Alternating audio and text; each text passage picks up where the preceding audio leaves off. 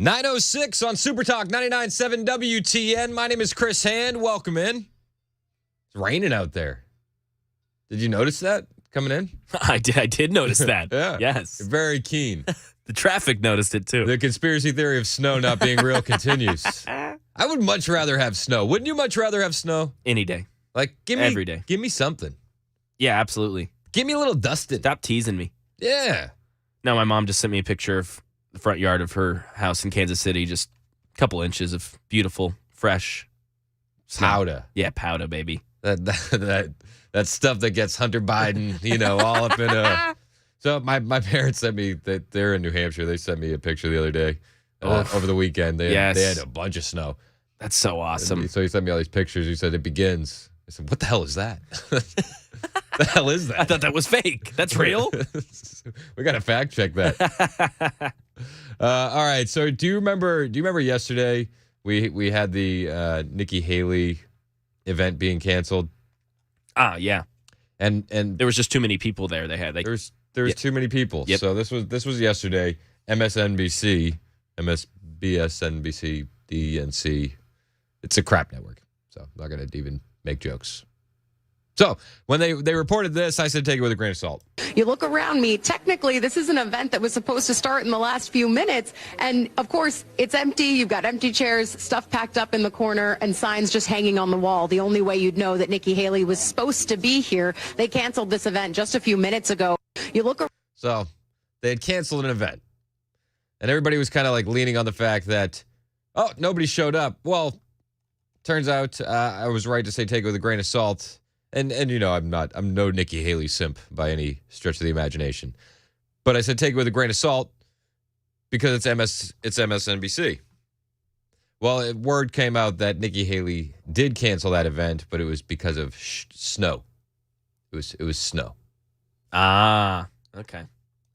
So Nikki Haley, the conspiracy theorist, believes snow is real. It's big if true. Big if true. All right, so, the community notes went in on Twitter, said it was canceled due to a severe snowstorm. I Googled it. It didn't seem that severe. It did. I don't know. Did you think it looked that severe? I didn't think so. Vivek Ramaswamy took swings at her anyway, and he said, if you can't handle some snow, how are you going to handle Xi Jinping?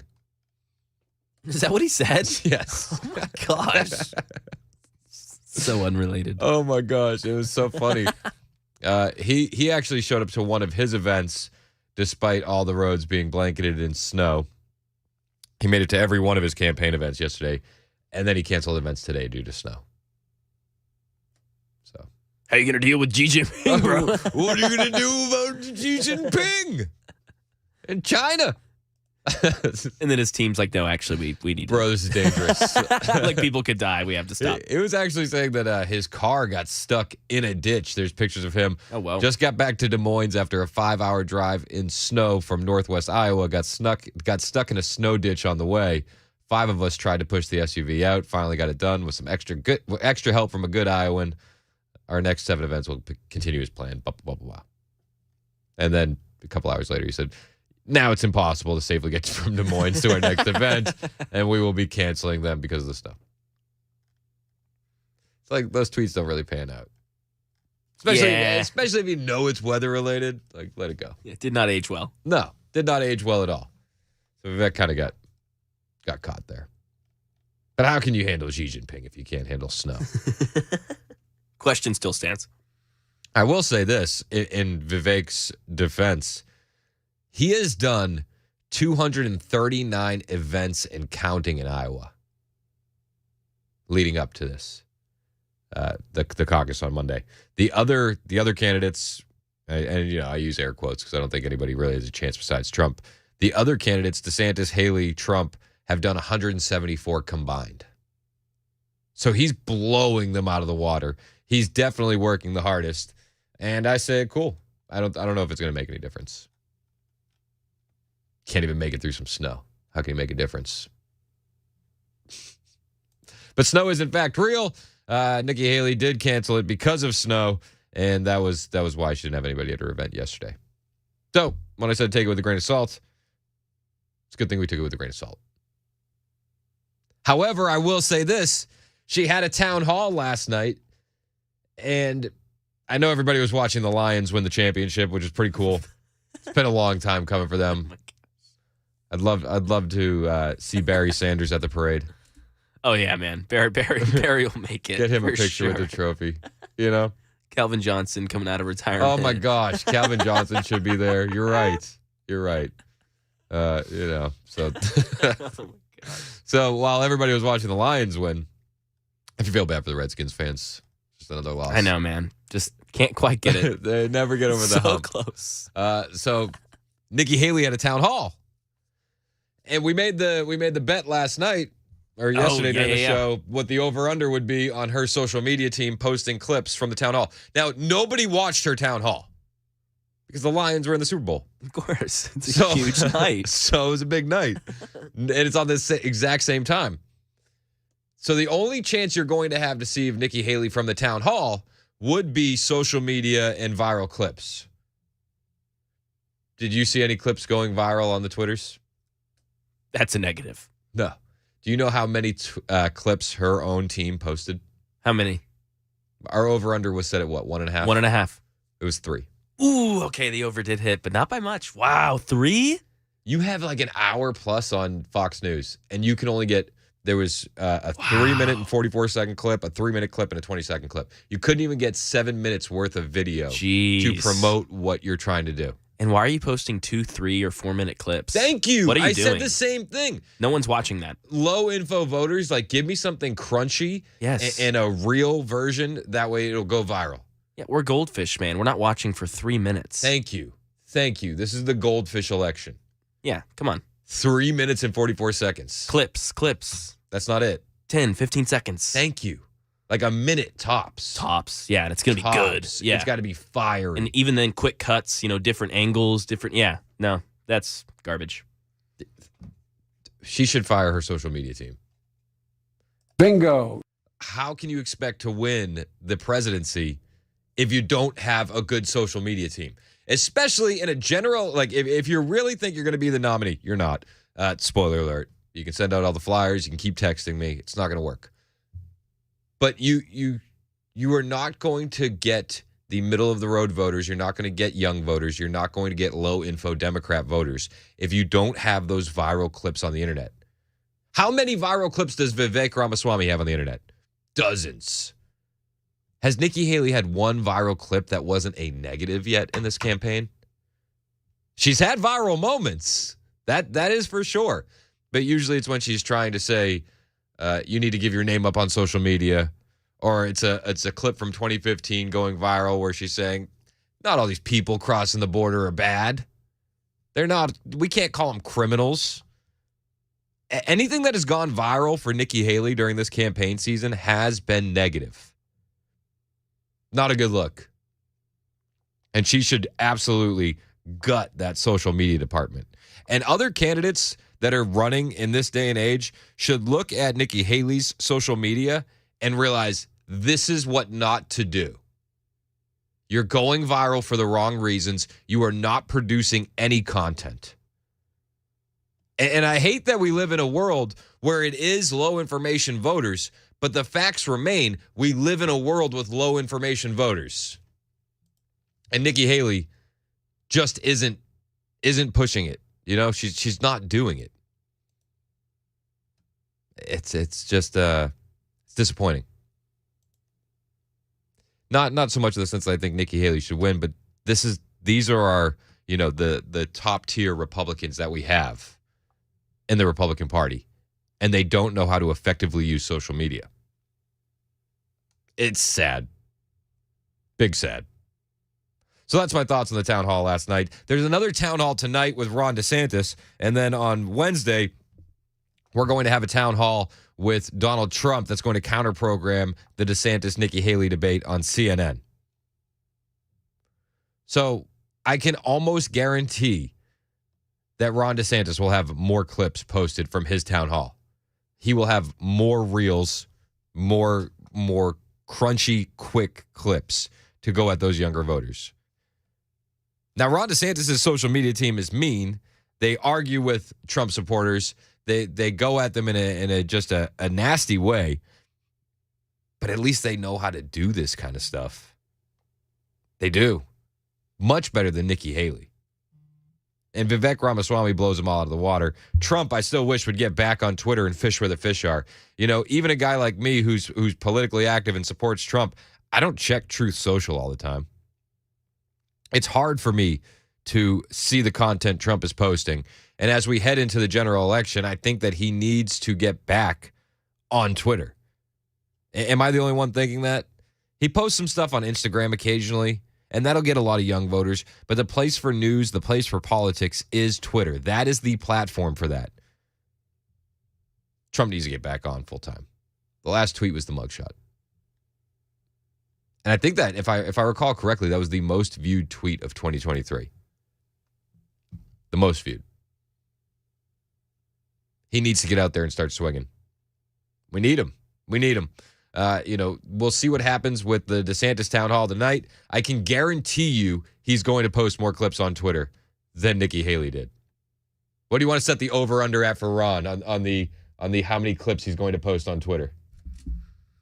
Should we go like 3.5 or 2.5? No, I'd say. Oh, you'd go even lower. I'd go higher. Oh, much higher. Okay, that makes sense. I think I would set it like 8. Okay, yeah. I think that's a good bar. Even 8. Wow. Get the push. This is great. Yeah. What do you think? I'm in. This is good value. You going over? You going under? I'm gonna go over. Over? Yeah. Yeah, I would go over too. I bet you it's gonna be somewhere in the ballpark of like 11. Yeah. I don't know if any of them are gonna be quality. I bet you will hear him recycle the Stone Cold Deadline again. Oh yeah, for sure. He loves that one. He does. That's his burden by what has been. Yes, that is his. That is his. Do you think he's going to be wearing lifts? Oh, gosh. It's a town hall. He's not going to have a podium to hide behind. Yeah. The hand gestures will be activated. Oh, no. The hand gestures will be activated. Lack thereof. Yeah. Yeah, he's just awkward. He really is. Nice man, I guess. I saw him campaigning in Iowa, and I can't remember the guy's name. There's like a legendary Iowan who made die-cast or like hard metal cars, like a toy maker that's like a legend in Iowa. Oh, okay. Made like Dukes of Hazzard cars. Everybody in Iowa knows him. And his campaign didn't tell him who he was speaking to, and he basically blew the guy off in this video. Oh. It's such a bad look. Oh, no. And even if this wasn't an important person, still the way you blow off like a senior citizen, it's completely disrespectful. Because then it's on video, then it goes on Twitter, and I mean, this is just, it's easy. Like, come on, man. Be nice. Be nice. Extra nice. Extra nice. But he has no personality. No. I still feel like his personality was fabricated in a lab. They're updating the niceness feature currently. Yeah. By 2024, he may be, or 2028, excuse me, he may be there. He might learn a lot, and maybe come 2028, we'll go, all right. You know what I mean? You've learned. Welcome. The updates have set in. Yeah, we'll see. You know, I'm not gonna hold my breath. No. No. It's just so awkward, and he's always playing with his nose. Yeah, and his smile's bad. He doesn't know what to do with his hands. He's Ricky Bobby. I don't know what to do with my hands. What do I do with my hands? All right, it's 9:20 on Super Talk 99.7 WTN. On the way, did you know that Joe Biden used to actually be pretty based? What? Yeah, he did. I'm excited for this. I'm not making this up. He was actually pretty based back in the day. Okay, I don't think you're trolling. I'm not. Okay. All right. Hang out with us. You'll find out why. It's 9:20 on Super Talk 99.7 WTN.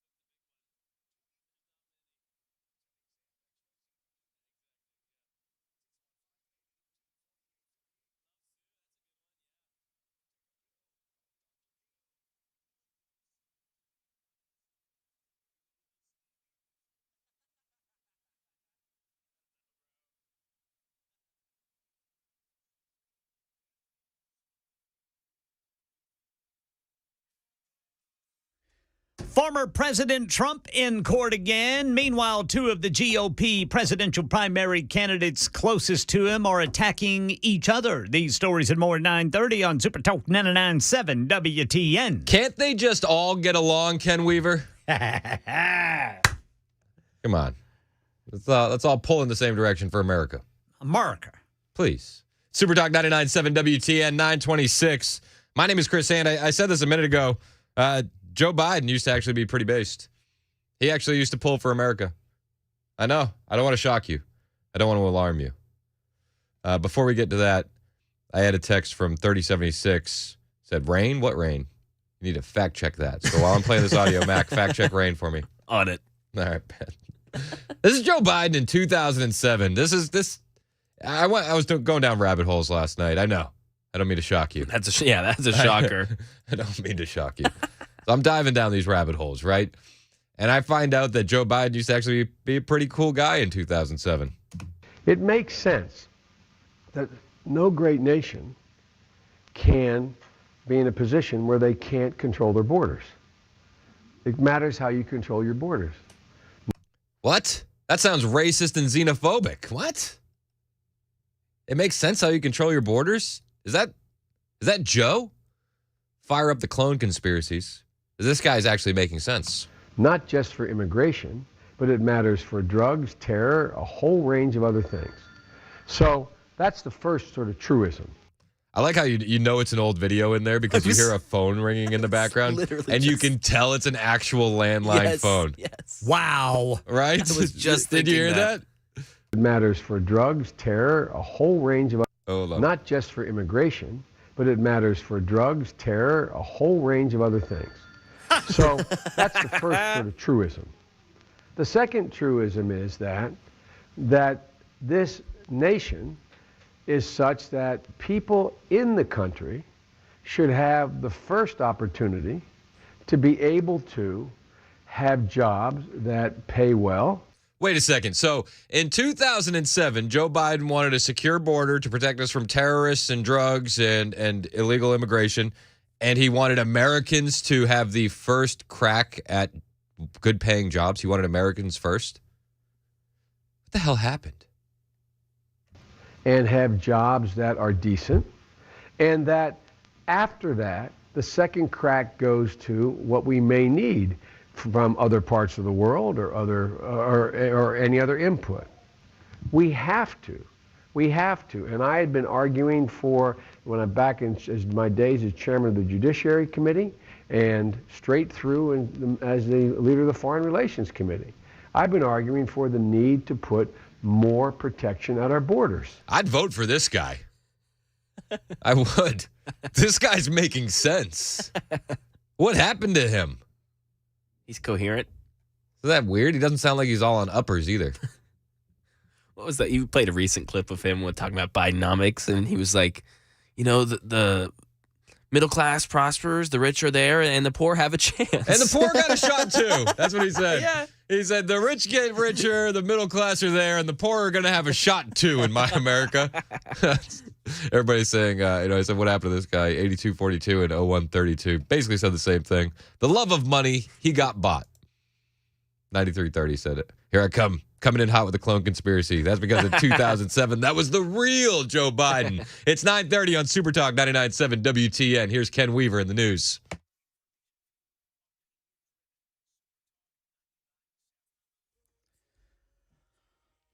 We'll tell you when this rain and wind's going to end during the full forecast in 2 minutes. Right now at the D.C. Court of Appeals. For 23-3228. United States of America versus Donald J. Trump. Former President Trump there as his lawyers argue for the dismissal of the federal election interference case against him by special counsel Jack Smith.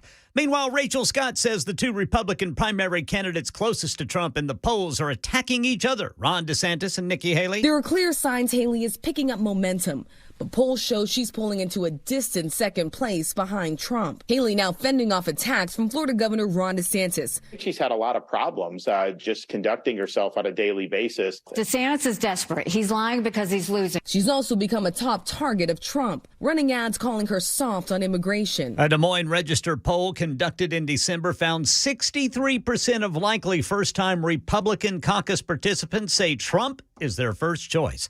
Tennessee Senator Marsha Blackburn co-sponsoring a bill to create federal penalties. This is for anyone who blocks public roads and highways. It's in response to pro-Palestinian protests who have blocked roads, according to Blackburn's office. And that's the latest news. Weather is next. I'm Ken Weaver, WTN News. Hey everybody, I'm Paul Winkler. The financial world can be full of landmines for investors. On the one hand, investment firms and the financial community will often overcomplicate the financial planning process to confuse investors. As one guy who used to work a big investment firm once told me, if an investor thinks that they're over their head, they'll blindly trust you. And it's easier to sell to them. I'm glad I'm away from that. On the other hand, many people oversimplify investing to the detriment of investors. Just having a little knowledge can be really dangerous. The idea there is the same. It's just a different way of selling things. At Paul Winkler Inc., we like working alongside our clients with an education guidance approach. I believe that there's confidence that comes with knowing what you're doing and why. We abide by the very highest level of fiduciary care, and we use the most sophisticated financial planning tools out there. And every one of our offices is run by a degreed planner with over 20 years experience. No kids fresh out of college. If that sounds like a winning formula, set up a free 15-minute phone call to learn more. Go to paulwinkler.com or call 615-851-1950. You can do this.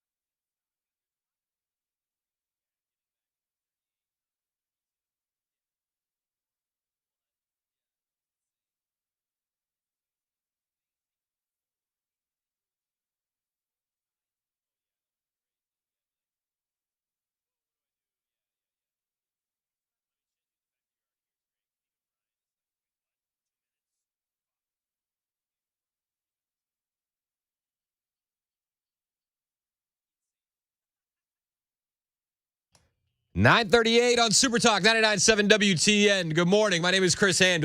Mac, you fact-checked rain. It is, in fact, real. Yep, confirmed. Confirmed. Rain exists. It does. It's going to be raining. It's going to be raining like what, all day? Yeah, I think on and off all day. Oh. Yep. Yeah. With that wind advisory still in effect. Dude, the wind was nuts last night. Yeah, crazy. At least that's what my wife told me. She said to me, I said, how'd you sleep? She goes, well, I know you slept good. I was like, oh, that's not a good start. Oh, yikes. She goes, the wind kept me up all night. I said, it did? I didn't hear it at all. See, those things like that. It also woke up the boys. Oh. And it woke up the baby. No. She's like, don't worry, I was there because it woke me up too. All right. I had no idea. You're like, all right, cool. Well, I slept awesome. It's this weird thing. My side of the bed, soundproof. I don't know what happens. It's just like where it's positioned. It's impenetrable to sound. She's asked to switch. I say no. No. Sorry. That's my side. I've got the hookup. Yeah. 3040. Oh, I can't. I'm not going to. Read 3040 for yourself. They just sent in a text. Oh, nice. 3040. Why does the weather guy sound like Mac finally hit puberty? That's a good one. That's nice job, 3040. I wasn't going to make you. I just wanted you to read it to yourself. I didn't know you were going to read it on the air. No. That's fine. It's fine. It's all good. We still need to do the Super Text Uncensored podcast. Have we, the podcast studio updates? Yeah. I think they put a couch in there. So nice. Yeah. Place to take naps. Exactly. John wants you to check to see if the rain is actually wet. Oh, okay. Gotcha. All right. We're going to get on that, John. Don't worry. We were joking off the air how that we love that the snow thing turned into a bit. Yeah, that actually took off. Yeah. That's great. And I love the super texters at 615-737-9986. I love it when you guys will bring up like an inside joke from weeks ago. It's the best. It is the best. I love that. We love you guys on the super text line. Don't forget, you can listen to us anywhere you go with the iHeartRadio app, the TuneIn app, all the things, easy to download. Todd's here. Todd checked in. Show starts at 9, Todd, but Todd said, trust me, it's raining. Oh, yeah, I'm sure he knows. Yep. So, yeah. Drive safe, Todd. You got this. Yeah. These post guys, they don't slow down in the rain. It's in the oath. Unlike Vivek and Nikki Haley. Yeah. Todd doesn't cancel for snow. Todd would never not show up because of weather. It's against everything that's in his fiber and his being. I had somebody text earlier that said if Trump had an event, he would have had Iowa bros with snow plows in front of his caravan, making sure that he got wherever he needed to be.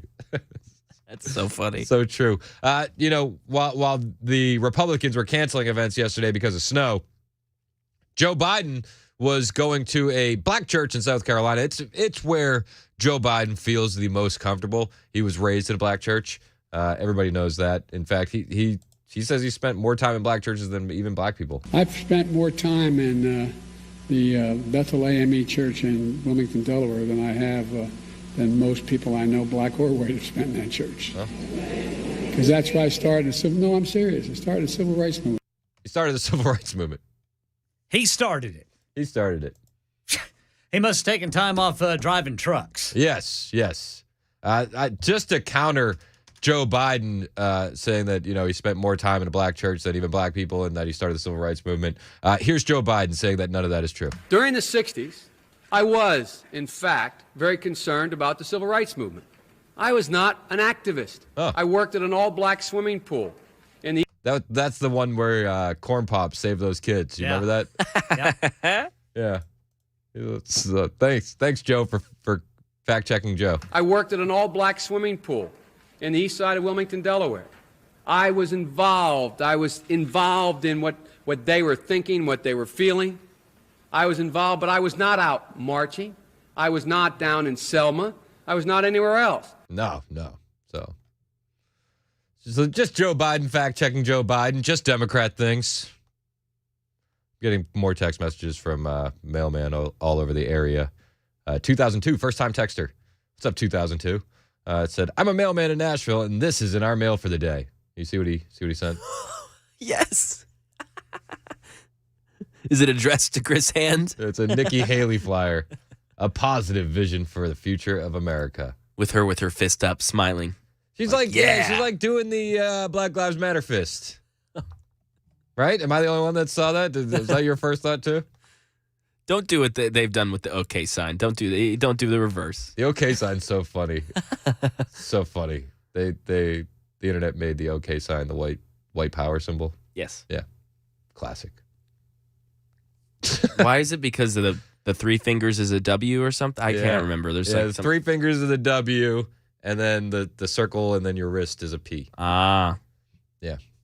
That actually started on 4chan. They said, what can we make, what is an innocent symbol that we can say is a racist symbol that the media will pick up? Really? And that's what people landed on. And they thought it was funny to like meme that into existence, and they did. Definitely did. Yeah. Success. Yeah. Nailed it. Have you seen all the basketball players do it now, too? There's tons of white supremacists in the NBA. Like, anytime they make a bucket, they're just throwing up the white power sign. Nice shot, bro. You know what I mean? So crazy. So crazy. Todd said he had his Nikki flyers last week. Like, Nikki Haley making more work on Postman all over the Nashville area. Like, I thought she was supposed to make America better. And then, like, we got these hardworking folks out there that have to deal with, more work because of Nikki Haley. For what? She's not going to be president.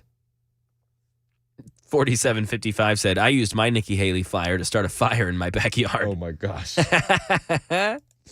My daughter said, Dad, look what I got in the mail. Should we rip it up? I was like, no, don't rip it up. Don't rip it up.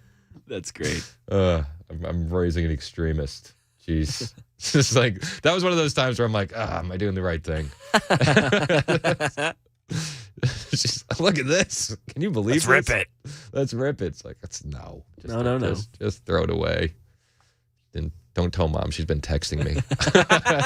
Somebody else said that instead of replying stop in all capitals to the Nikki Haley text, if you reply Trump back in all capitals, the text also stop. I love that. A little cheat sheet, little code.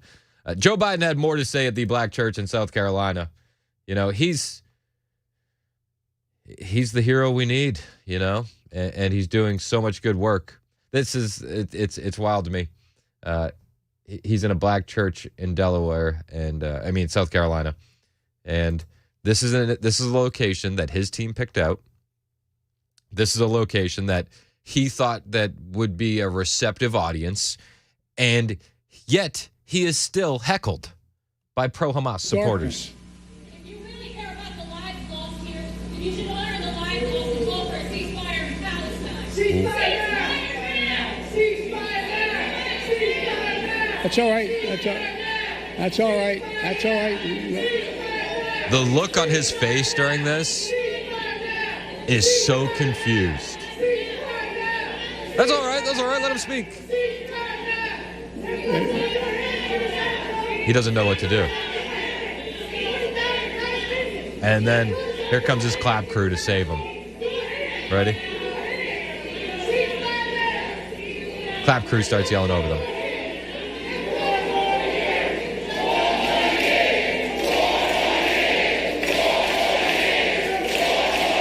So they start chanting 4 more years. Yeah, that's what we need. The look on Joe Biden's face when they start chanting 4 more years is like, I don't know if I can do it, guys. He has this look of like it hits him that they're chanting 4 more years, which took a second, for the clap crew to catch up with what was going on in the hamster wheel of a brain that he has, and he sees them chanting 4 more years, and he's like, yeah, and then all of a sudden, like this look of dread comes over his face. He's thinking about, I have to do this for another 4 years. He's like, that's how long a term is? Oh, no. Oh, my God. Like, even Joe Biden's like, there's no way I would make that. That would make it 16 years in the White House for him. Dude. That's crazy. And it's this version. It's not the 2007 version. But when you middle from the bill. Yeah, middle from the biddle.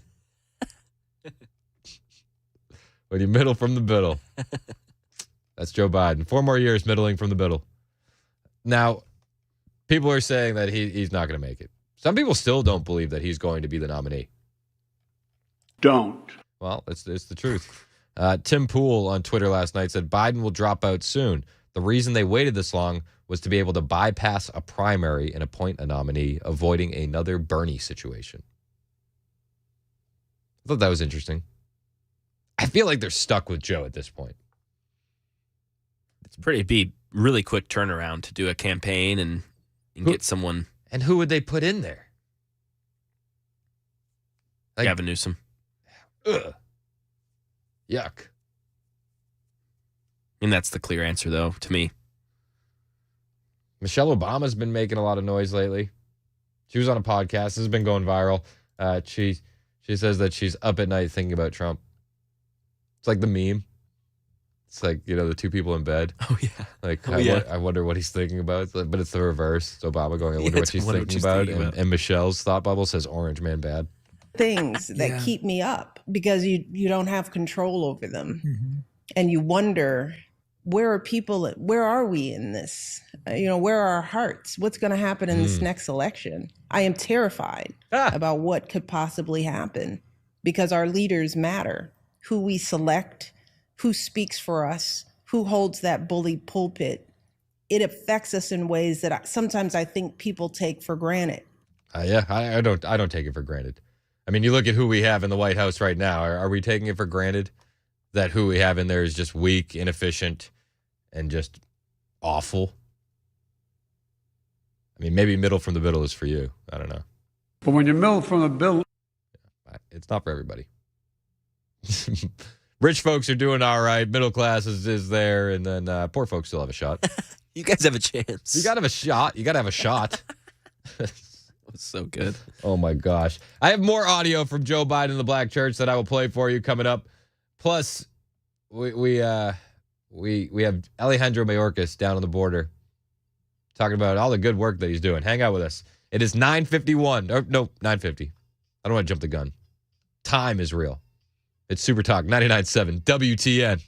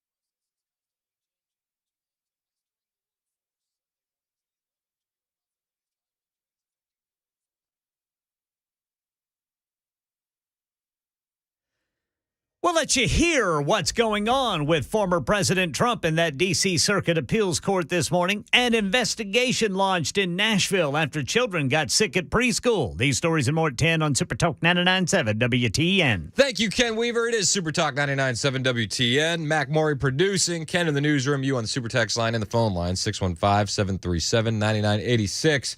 Joe Biden in a black church yesterday in South Carolina. And he says that Republicans don't have respect for him and all of his voters, all 81 million of them. There's one thing they don't have. They don't have respect for the 81 million people who voted the other way, voted for my candidacy. I mean, I know a lot of people that don't even think that he got 81 million votes. But, you know, no respect. I did play this yesterday in regards to people that voted for Biden. By the way, I haven't gotten an apology yet for that. I check my messages every day when I come home from work. My answering machine, zero. I got a blinking light because I don't have from you. No apologies yet. This is no respect. I mean, look at what you've done to the country. Why should we have respect for the people that voted for you? It's like, and I'm not saying be rude, be mean. It's like, come on, low information voters. We all predicted that the problems we're seeing now would happen. And low information voters went with Joe Biden because orange man bad. And this is the guy that trashes Republicans all the time and calls MAGA extremists a threat to democracy. But we don't have respect for his voters. Unbelievable. He also said this yesterday. I'm keeping my commitment to you. That's the America we're building together. Instead of erasing history, we're making history. Oh, instead of erasing history, we're making history. Says the guy that takes down statues all over the country. They got rid of the Confederate reconciliation statue in Arlington Cemetery, right? That's gone. Wouldn't that be considered erasing history? And as far as making history, sure are. Making history on the southern border with the invasion that we're seeing happening. History, his record-breaking numbers, making tons of history. It's all the wrong history, like the botched pullout from Afghanistan. It's not good history that Joe Biden's making, but I think if you're arguing it's just history, he didn't say good history. Erasing history, we're making history. Yeah, okay. If you fact check that, you know, it's true. He's making lots of history. This is Joe Biden. And he repeats tired old lines over and over again. Because my mom would drive us to school in the morning in his young grade school, turn on when there was a frost, turn on the windshield wiper, there'd be an oil slick on the way. Because guess what? It's all the fence line communities that get hurt. Not on my watch. So that oil slick story it's not true. It's been debunked plenty of times. It didn't happen that way. Spoiler alert. Joe Biden lied. Weird. But the thing that really bugged me is this. Because guess what? It's all the fence line communities that get hurt. Not on my watch. Oh, the fence line communities are getting hurt. Not on his watch. What about border towns? Oh. Are you helping the people in the border towns? Wouldn't that be considered a fence line community? Not on my watch. Oh. Strange. What about our homeless veterans and all the people that have served this country? Are you helping them out, or are you just kicking them out over vaccine mandates? You're not really helping them, right? Not on my watch. Yeah, checks out. Blows my mind that he could even say something like this. I've been going in. What was that? My bad. Oh. I was like, is that me? For a second, I thought it was another one of your Simpsons No. cuts. I'm watching cartoons. Yeah, it's all good. But Joe Biden in a black church yesterday in South Carolina. This guy is a mess. He even brought up the summer of love. After the historic movement for justice in the summer of 2020, I signed the most significant police reform executive order in history. And how's that working out, this significant police reform? And when he says this historic movement for justice in the summer of 2020, the summer of love, it was historic the way they burned down police stations and just ruined inner cities all across the country. And back to the other thing when he said we're making history, it's like those same communities are now being overrun with illegal aliens. It's historic the way it's happening. He says, well, the police reform I signed. Yeah, it's historic the way people can just run in and ransack stores for Gucci bags to feed their family. It's historic. Lots of history being made. I don't know how this guy could win the election coming up. Maybe they'll put somebody else in there. If it is him, I mean, is there any realistic way that they can win? I mean, I know that there's a way. When there's a will, there's a way. But I don't know. I don't see it. I think that Trump is going to get a lot more of the black vote than Joe Biden this time around. And I think that is going to be a nail in the coffin on the Biden campaign. However, Miranda Devine of the New York Post disagrees. We'll talk about it after the news on Super Talk 99.7 WTN.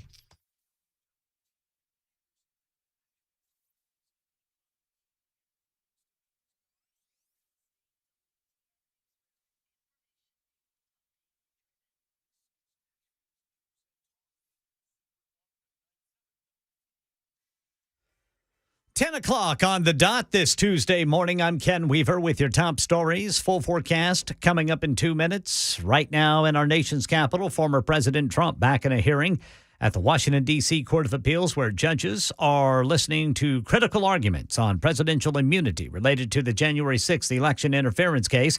Trump's lawyer, John Sauer, opened the proceedings. Could George W. Bush be prosecuted for obstruction of an official proceeding for allegedly giving false information to Congress to induce the nation to go to war in Iraq under false pretenses? Could President Obama be potentially charged with murder for allegedly authorizing drone strikes targeting U.S. citizens located abroad? Meanwhile, the race for the White House in full swing as new polling shows former President Trump leading Joe Biden in 6 swing states. In the latest poll by Redfield and Wilton Strategies, Trump beating Biden in Arizona, Pennsylvania, Michigan, Georgia, North Carolina, and Florida, anywhere from 1 to 11 points.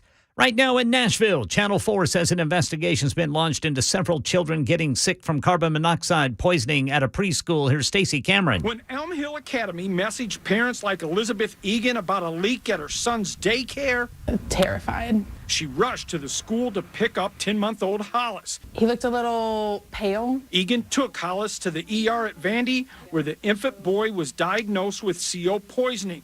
And at the hospital, Egan met another mom whose child was at the daycare at the time of the leak. That kid had already thrown up 3 times. Egan and other parents tell WSMV4 that they've learned Elm Hill didn't have carbon monoxide detectors, and the leak was discovered when another parent walked into the daycare with their own CO detector. Elm Hill, by the way, according to Channel 4, was open yesterday and announced that a new HVAC unit had been installed.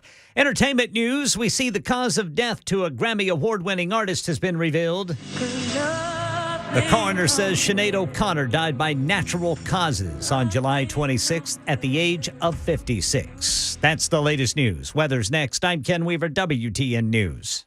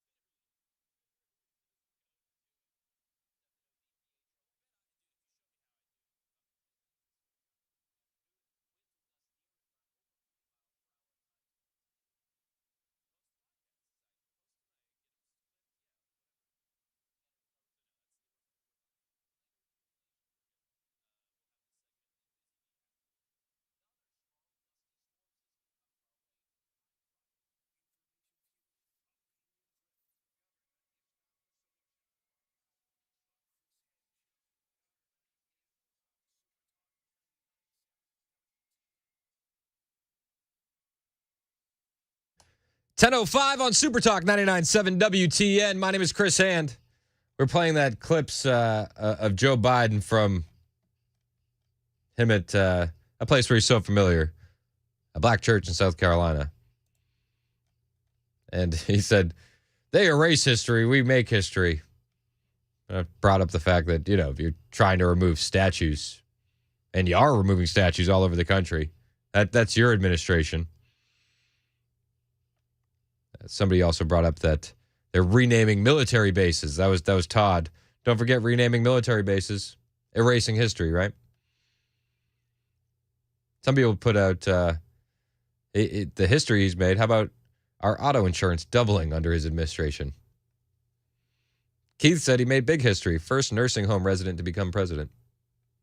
Big history. Bingo. 1509 says, Chris, it seems like a matter of perspective with Biden. What we see as bad, he thinks is something great. What we see is great, he sees as evil. Sure, seems like the whole Democratic Party is in line with the same thinking. I get it on some of these things, like, removing statues. You could say that that's a matter of perspective. Renaming military bases, you could say that that's a matter of perspective. Wide open southern border, I don't think that's a matter of perspective. I don't. Are grocery prices flying up, rampant inflation? I don't think that that's a matter of perspective. I think that's something that affects all Americans. You can argue perspective on the statues. You can argue perspective on renaming military base. But you can't argue that prices going up are good for all Americans. You know what I mean? Like you can't argue this is a good thing, even from their perspective. And the wide open southern border, I mean, dude, it's a mess. Alejandro Mayorkas was down at the border trying to somehow cover his butt for, the mistakes that he's made and the failures that he's had at the border. He didn't do a great job. But he did say that it could not be further from the truth that they're not enforcing our nation's laws. Some have accused DHS of not enforcing our nation's laws. This could not be further from the truth. Having begun my public service career as a federal prosecutor for 12 years, ultimately serving as the United States Attorney, there is nothing I take more seriously than our responsibility to uphold the law. And the men and women of DHS are working around the clock to do so. I mean, I can argue that the men and women of DHS are doing, a good job, but leadership has absolutely failed them. And when he says, he sings the song, men and women of DHS are doing, the best they can do, and yada, yada, yada. This is the same guy that throws the men and women of DHS and Customs and Border Patrol under the bus, and he says they're whipping Haitians when they're not. That's this guy. It's unbelievable. And he goes down there to try and make his case that he's doing something on the border. But he's not. And he even went so far as to try and blame Mexico. With respect to your question about the December surge, that was certainly an extraordinarily high number of encounters. It coincides with a time when Mexican enforcement was no longer implemented. The Immigration Enforcement Agency in Mexico was not funded. It is what prompted President Biden to reconnect with President López Obrador, as he has done consistently throughout his administration. The two have a very close working relationship. It is why I, Secretary Blinken, White House Homeland Security Advisor Sherwood Randall, traveled to Mexico 2 weeks ago to ensure their recommitment of immigration enforcement authorities and resources, and for us to also recommit our partnership. So we got to recommit our partnership with Mexico, right? And he says that Mexico isn't stepping up and doing their job. But they have a close relationship, so don't worry. Well, I have the story here. Mexico is demanding Biden give amnesty to 10 million illegal immigrants, illegal aliens, in exchange for help with the border crisis. The Biden administration is beginning to depend more and more on Mexico to help stem the record flow of illegal immigrants entering the United States, according to a new report from NBC News. Government officials from both nations have said that Mexico also has its own list of desired actions for the United States, including for it to grant amnesty to at least 10 million illegal aliens. Is this how we're going to work better with Mexico? During the Biden administration, we've had record illegal aliens crossing into our country repeatedly since the beginning of his term. The record for the most illegal aliens crossing seen at the southern border of all time was just reset again last month. It seems like we're always breaking our records, right? But the Biden administration previously wanted to lessen illegal immigration, to temporarily decrease crossings, and Homeland Security Secretary Alejandro Mayorkas and Blinken traveled to Mexico last month, like he said there, and they talked to President Obrador. Well, Lopez Obrador called on Friday for the U.S. to approve an initiative that would send $20 billion to Latin American and Caribbean countries, in addition to stopping any sanctions against Venezuela, ending the U.S. blockade of Cuba, and giving at least 10 million Hispanic illegal aliens the ability to stay in the country and work legally. That's how they're negotiating with us now. None of this happened under Trump. Both nations are going to meet in Washington late this month. Mexican and American officials alike have reportedly said that Mexico holds significant leverage in the negotiations. Yeah, well, they have leverage because we have a weak and ineffective leader in Joe Biden. Now, I want to rewind the clock to May of 2019. Trump said he would impose a 5% tariff on all Mexican imports beginning in June in a dramatic escalation of the border clash. This is from the Texas Tribune. And I pulled up this article because I was like, I remember Trump saying, I'm going to put tariffs on you if you don't send troops to the border. The Trump administration wants Mexico to combat the surge of Central American migrants traveling through the country on their way to seek asylum to the United States. More than 1,000 Central Americans crossed into El Paso area Wednesday to surrender to authorities. This is back in 2019. President Trump said he would impose a 5% tariff on all goods entering from Mexico unless Mexico stopped the flow of illegal immigration to the United States, a dramatic escalation. This is how you do it. Mexico is not going to exist without the United States. And if you threaten them with these tariffs and say, do what you need to do, or you're going to be charged for it, basically, they bend the knee, and they bent the knee to Trump. After the 5% tariffs are imposed on June 10th, the White House said it would increase the penalties to 10% on July 1st and an additional 5% on the first day of each month for 3 months. The tariffs would stay at 25% until Mexico substantially stops the illegal inflow of aliens coming through its territory. That was a statement by the president, Trump, in 2019. Where's that kind of plan in the Biden administration? The economic consequences of Trump's plan would have been swift and severe. And that's why Mexico bent the knee.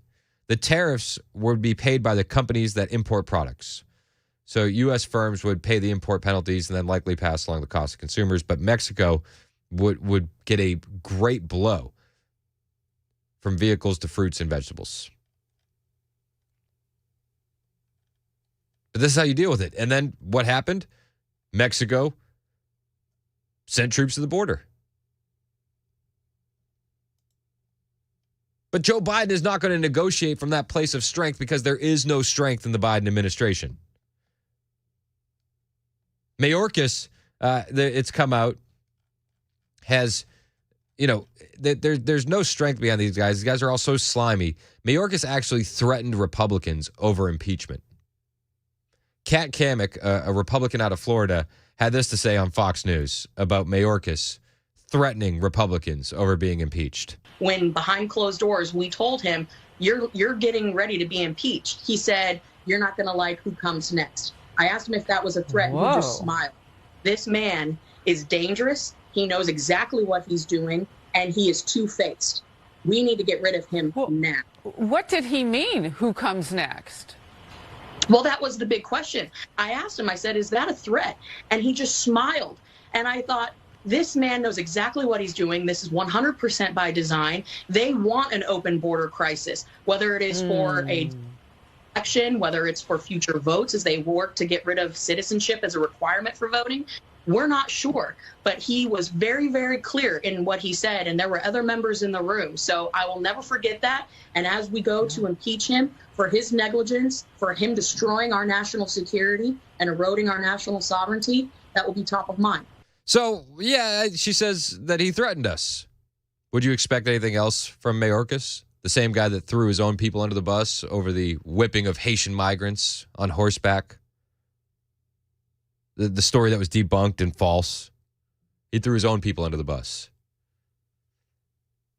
You know, this is not surprising, but it is revealing. And this is one of those things that you're not going to see in mainstream media. You're not going to hear it on NBC, ABC, CBS. And we need to make this stuff aware to people that are voting in the next election who think, you know, this is a humanitarian crisis at the border. It's like, no. This is by design. And it's by design to replace you as a voter. We already see in states illegal aliens can vote. You see it in New York, Vermont, California. I think there's a couple more. Illegal aliens can vote in local elections. We're already seeing it.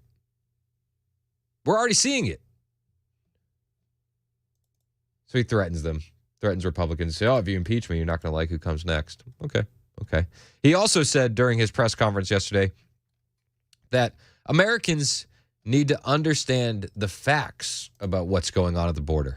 So it is opportunities like this that I will use to communicate the facts to the American people.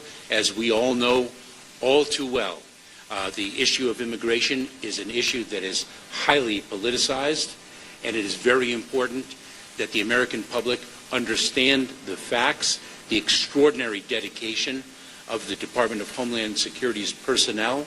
All this administration has done, and it's very important that they understand that the challenge that we are experiencing is a challenge that is a function of a number of factors.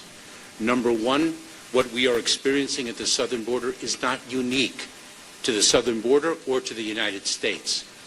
The entire hemisphere is gripped with a level of migration that is unprecedented in recent history.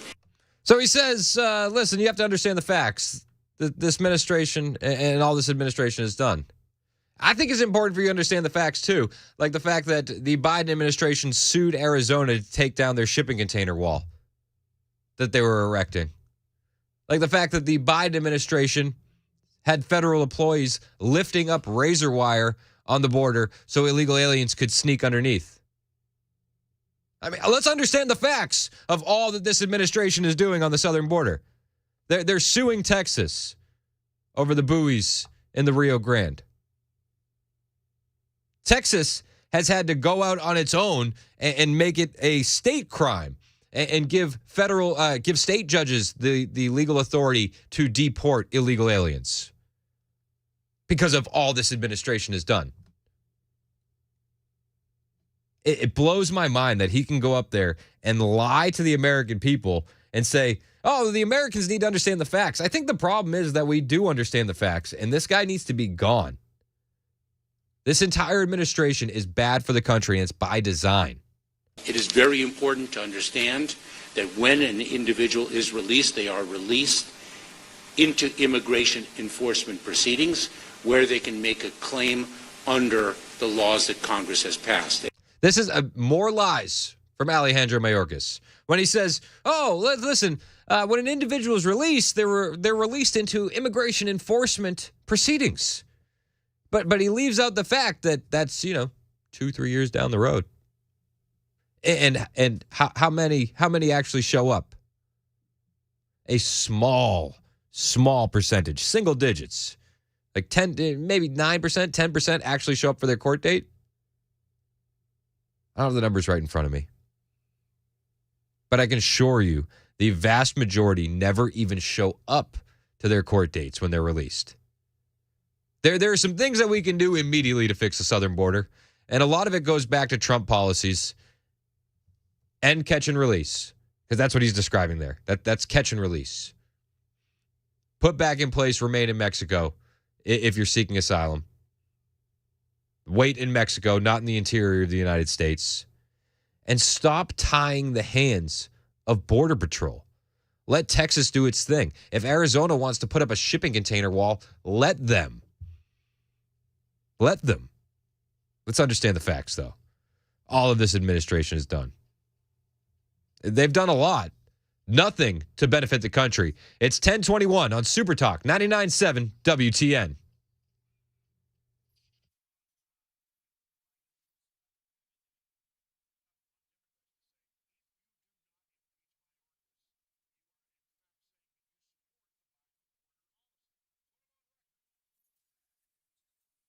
Hey, it's Chris Hand from my friends at Busy Bee Plumbing, Heating, and Cooling.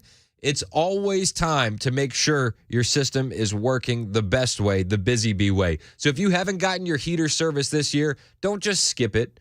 Call Busy Bee and get it serviced today. You don't want to find out as it gets colder and colder the hard way that it wasn't working the right way.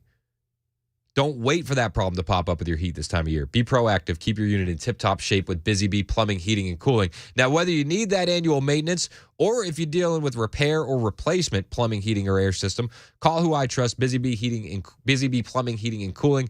And if you do need to repair, these are the guys for it. If you need to replace your system, you're not going to find a better value on that. They offer up to 12 months, no payment, no interest with approved credit, and it pays in so many ways to sign up for that annual maintenance on your plumbing, heating, and air systems from Busy Bee. Not just getting in front of any problems popping up, but knowing you have peace of mind during the coldest months. Plus, for added rewards and savings, you should sign up to be a Beehive member. You'll get that thorough annual maintenance on your plumbing, heating, and air systems with no overtime charges 24/7 and 10% off all repairs. Remember, they have convenient Saturday availability for those maintenance calls, so you'll never be left out in the cold. Busy Bee, they're your Rude Pro partner for satisfaction guaranteed. Call Busy Bee Plumbing, Heating, and Cooling. 615-775-7833. That's 615-775-7833 or online at busybeehvac.com.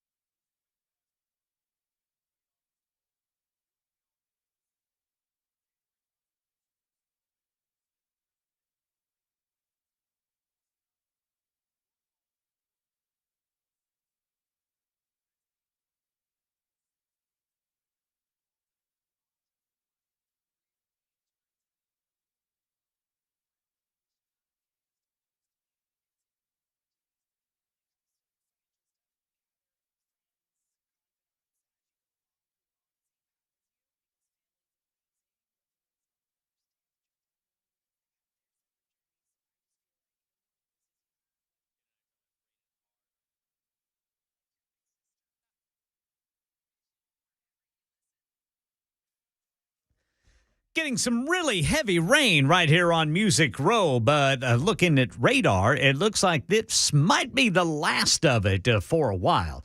Hear what some of the critical arguments are on presidential immunity in our nation's capital this morning. That's where the former President Donald Trump is.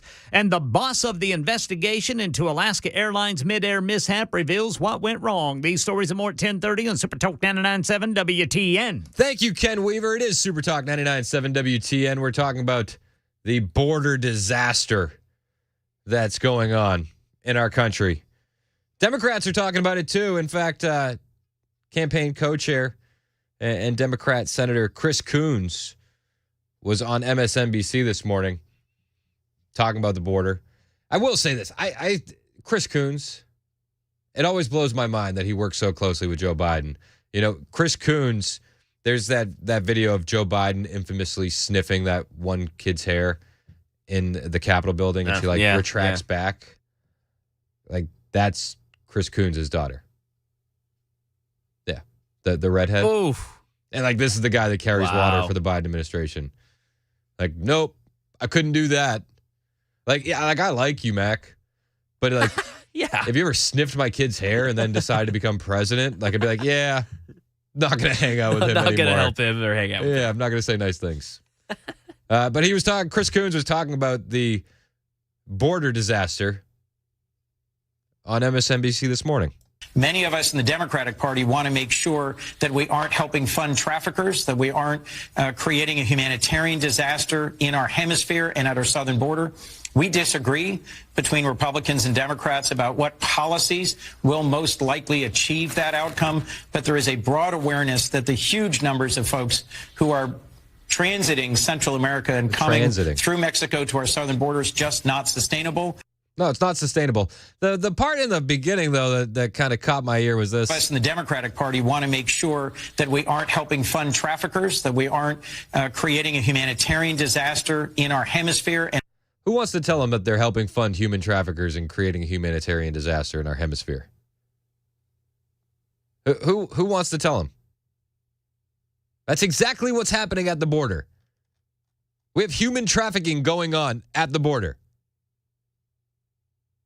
Blows my mind. We want to make sure in the Democrat Party we're not creating that. You literally are. You quite literally are. Blows my mind. And the people that pay for this open border are American citizens. There's a report of a 4-time deported illegal alien who is accused of killing a Colorado mother and her teenage son. 4-time deported. This is what a wide open, unsecured border looks like. A 4-time deported illegal alien is accused of killing a mother and one of her 3 sons in a fatal drunk driving crash, a new report details. It's happened in Colorado before Christmas. And it's sad that this happened before Christmas and we're just hearing about it now. This should be a bigger story. These stories should be highlighted, but legacy media doesn't want to highlight it. Legacy media doesn't even want to talk about how bad the border situation is. And worse, they let these guys like Chris Coons come on their airwaves and just lie. Oh, Democrats don't want to create a humanitarian disaster. That you are. You may not want to, but you did. It's happening in real time, and everybody can see it. Unbelievable. I mean, this is Alejandro Mayorkas. Some have accused DHS of not enforcing our nation's laws. This could not be further from the truth. That was him in 2024. That was just yesterday he did this. Let's hear him from 2022. Unlawful presence in the United States will alone not be a basis for an immigration enforcement action.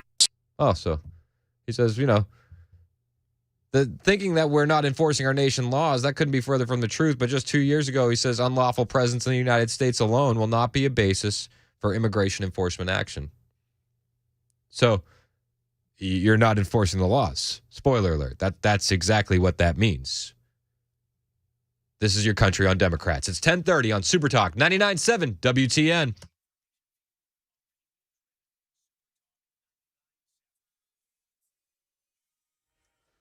I'm Ken Weaver with your top stories. Got a line of very heavy rain moving across metro Nashville right now. Looks like this might be the last of it for a while. Full forecast in 2 minutes. Right now in our nation's capital, former President Trump's lawyer is opening today's D.C. Circuit Appeals Court hearing on immunity for presidents related to the January 6th election interference case. To authorize the prosecution of a president for his official acts would open a Pandora's box from which this nation may never recover. No telling when the three-judge panel will rule, but the losing side can try to take it up with the full D.C. Circuit Court or the U.S. Supreme Court. New information in the Alaska Airlines mid-air emergency investigation. The NTSB chair says fittings at the top of the door plug broke, which allowed that door to move upward and outward and off the plane with 171 passengers on board at 16,000 feet on Friday. That's the latest news. Weather's next. I'm Ken Weaver, WTN News. Hey everybody, I'm Paul Winkler. The financial world can be full of landmines for investors. On the one hand, investment firms and the financial community will often overcomplicate the financial planning process to confuse investors. As one guy who used to work a big investment firm once told me, if an investor thinks that they're over their head, they'll blindly trust you. And it's easier to sell to them. I'm glad I'm away from that. On the other hand, many people oversimplify investing to the detriment of investors. Just having a little knowledge can be really dangerous. The idea there is the same. It's just a different way of selling things. At Paul Winkler Inc., we like working alongside our clients with an education guidance approach. I believe that there's confidence that comes with knowing what you're doing and why. We abide by the very highest level of fiduciary care, and we use the most sophisticated financial planning tools out there. And every one of our offices is run by a degreed planner with over 20 years experience. No kids fresh out of college. If that sounds like a winning formula, set up a free 15-minute phone call to learn more. Go to paulwinkler.com or call 615-851-1950. You can do this.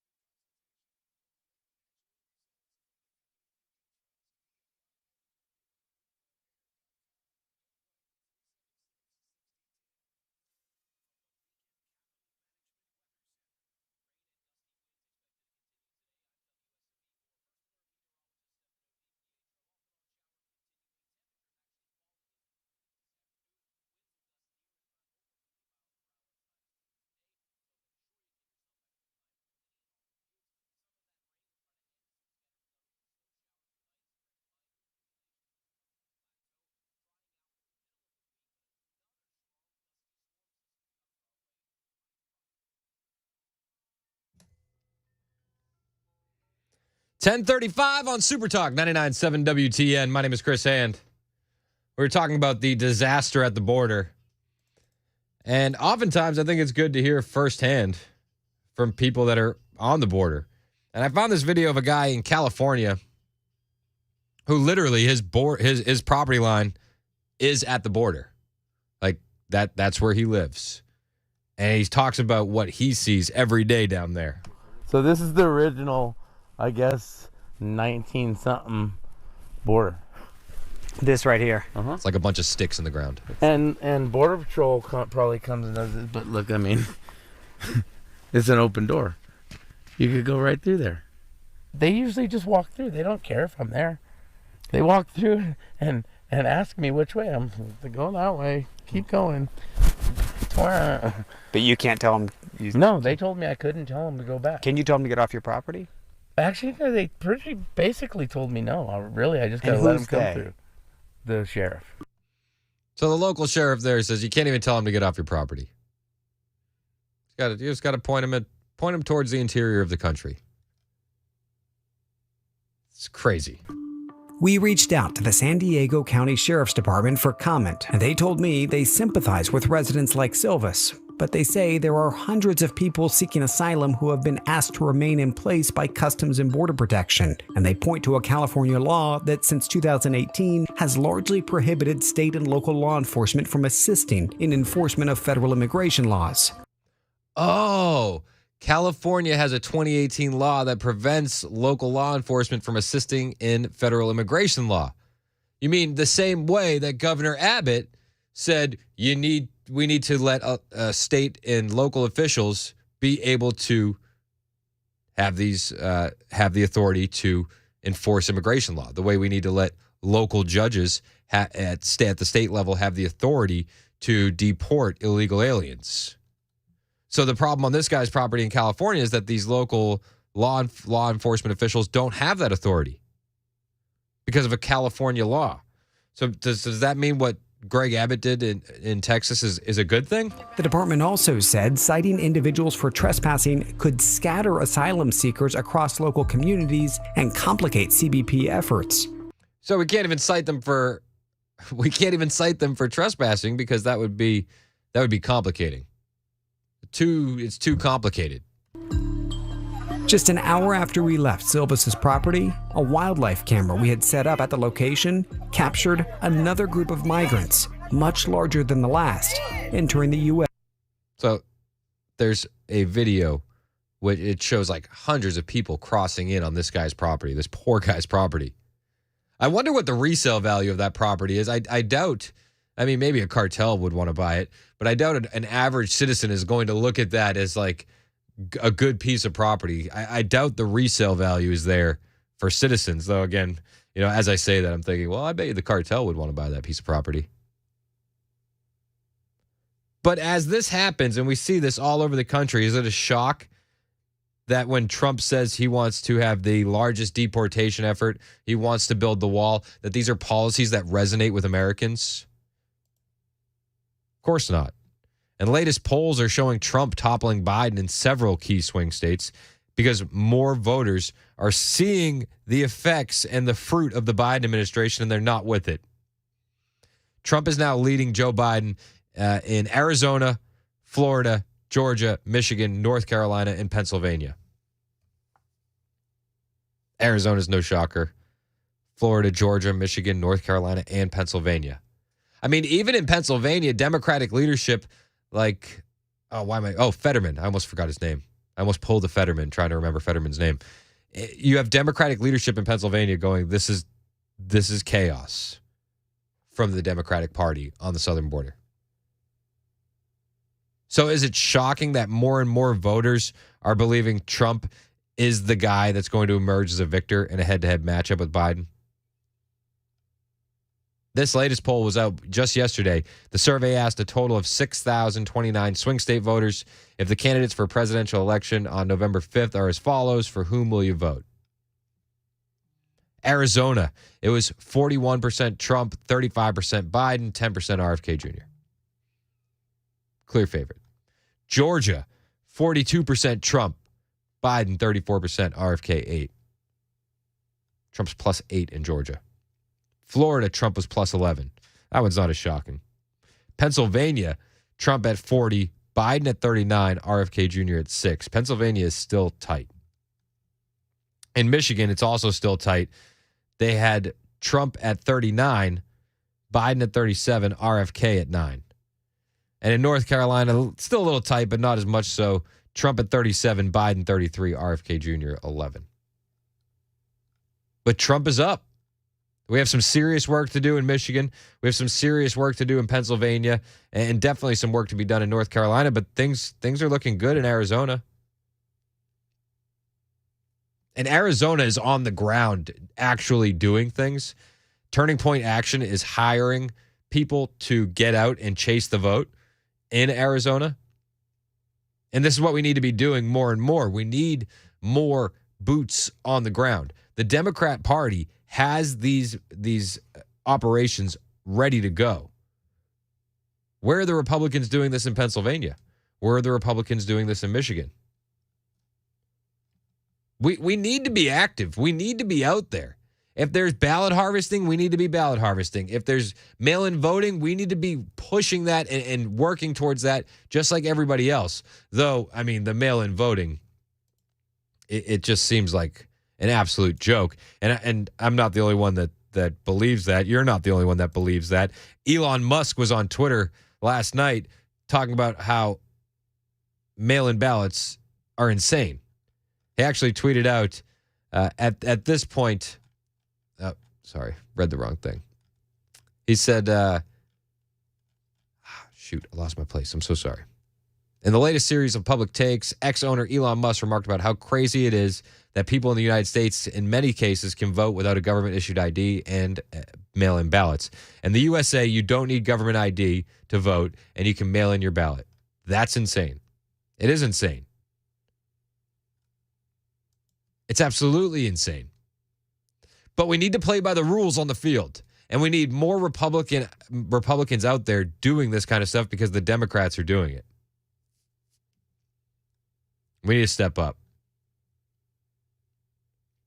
I do think that Trump is going to capture more of the black vote. You see it in culture. You see it in with guys like Ice Cube and Waka Flocka and all these rappers coming out supporting Trump. This wasn't the case in 2016. This wasn't the case in 2020. But a lot of people are seeing what Biden has to offer and going, no, I'm out. Miranda Devine doesn't think that that's going to be the case. Miranda Devine is from the New York Post. And she's one of the ones that broke the Hunter Biden laptop from hell story. She's great. She's super smart. But I think she's wrong here. She says Newsweek claims Donald Trump may win more black votes than any other Republican presidential candidate in history, 14 to 30%. Sorry, not buying it. We were told the same thing in 2020 when Joe Biden won 92% of the black vote. Trump's share of the black male vote was supposed to grow, but it actually fell from 14% in 2016 to 12% in 2020. I like Miranda Devine. I do. I think she's wrong here. You can argue that, we were told that in 2020 and it didn't happen. But in 2020, we didn't have 4 years of seeing what the Democrats had to offer. We didn't have another 4 years of a wide open border. This is hurting the inner cities first. It's hurting Chicago first. It's hurting New York City first. And on the flip side, in those cities, you're seeing these quote unquote Democrats and pro-Palestinian protesters shutting down bridges. The Democrats aren't winning anybody over. So I don't agree with Miranda Devine. However, I do think she's really smart. I think Trump is going to get a lot more of the black vote. I've been saying that for a long time. I think that you can see it coming. And while Miranda Devine says she doesn't agree, there's reports at the same time that the Biden campaign is failing. They're failing to recruit enough black surrogates. The Biden campaign is reportedly not reaching its black surrogate recruitment numbers, highlighting President Joe Biden's sinking popularity among the historically important demographic for Democrats. Biden's previous statements and policies offend many black voters. That's what they're saying. And it goes back to the famous lines, if you got to vote, decide between me and Trump, you ain't black. But we're seeing it in popular culture too, where when Charlemagne on the Breakfast Club says, you need to replace Joe Biden. I'm out on Joe Biden. These are thought leaders in the community. People in the black community are now being told it's okay to not support Joe Biden. So maybe Trump doesn't pick up as much of the black vote, but you could argue that Biden is losing that much of the black vote. They say amid concerns that Biden's message isn't breaking through with the party's bedrock base of black voters, Democrats told Semaphore that there were still too few effective messengers working to sell his record to skeptical voters. Yeah, because effective messengers see that he doesn't have anything to sell to skeptical voters. The party has struggled to replicate Obama-era turnout and margins with black voters since 2016. And there are some signs in recent surveys that Biden risks a further erosion in support. You know, we had Jim Clyburn out there basically holding water for Joe Biden, but even he says he's very concerned about Joe Biden and the black vote. We played the clip yesterday. He said, we haven't been able to break through that MAGA wall in order to get to people to tell them exactly what this president has done. It's that darn MAGA wall. That's what it is. It's not your failures in this time. It's the MAGA wall. Americans, give them credit. They're busy. They're hardworking. They may not be paying as much attention to politics, but everybody's buying groceries. Everybody sees the price increases. Everybody's paying rent or paying mortgages. You can just easily tell, even if you don't pay attention to politics, that nothing has gotten better under Joe Biden. Biden campaign co-chair Chris Coons was on with MSNBC this morning. I played a little bit of his audio already, but he was lamenting about working class Americans. I mean, look, demonstrably, poll after poll shows that the broadly great economic news and the significant accomplishments of the first few years of the Biden administration hasn't really broken through. And I think Congressman Clyburn was talking about specifically black Americans, but younger Americans, working class Americans aren't quite feeling it. We're not quite feeling it. We're not quite feeling it yet. They always say we've made these significant, the economy is doing so great, we've made these significant changes. We're doing awesome, but they never tell you what that is. They'll say our message isn't as effective as it should be, but they never take the time to tell you what their wins and successes are. And I think that's because they have no wins and successes. When you talk about Trump gaining more support, maybe he's not gaining more support in the black community, but you can argue Biden is losing that support fast. Like the Biden-backed federal ban on menthol cigarettes. Like I know it sounds like a stereotype, but this is a real thing in the black community. The Supreme Court has rejected the challenge to that California law. Supreme Court, they're not going to be listening to this. They rejected a challenge to California's menthol cigarette ban as a similar Biden proposal, a proposed national ban on flavored tobacco hangs in limbo. On Monday, the High Court declined to hear a case brought by R.J. Reynolds Tobacco Company challenging the Democrat-run state ban on flavored cigarettes. So menthols are gone. That's not going to win anybody over. That's not. It always blows my mind. We can't have flavored cigarettes because the kids. Got to think about the kids. Hey, want to try some watermelon vodka? Right? Yep. Like They do this all the time. We can't have flavored vapes because of the kids. Hey, here's some peppermint schnapps. Like, it just blows my mind. Here's some galaxy gas. Yeah, galaxy gas. It's like either do it or don't. You know what I mean? This one toe in the pool stuff is ridiculous. But, I mean, last month, we saw the Biden administration punt on enacting a similar nationwide ban on menthol cigarettes because of the political pushback and warnings that the move could anger black voters. But this is Democrats for you.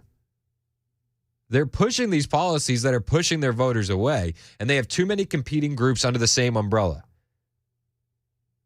You know, that video that's been going viral of the young black guy trying to go get to his daughter in Brooklyn, and he's blocked by Palestinian protesters on the highway. You're not winning anybody over. In fact, you're dividing the people that are supposed to be on the same team. All those people are supposed to be on the same team. The Democrats are dividing them. It's wild. It's wild. It's 10:51 on Super Talk 99.7 WTN. My name is Chris Hand. Find me on Twitter and Instagram at Chris Hand on air, and keep us with you wherever you go with the TuneIn app and the iHeartRadio app. We got more to come on Super Talk 99.7 WTN.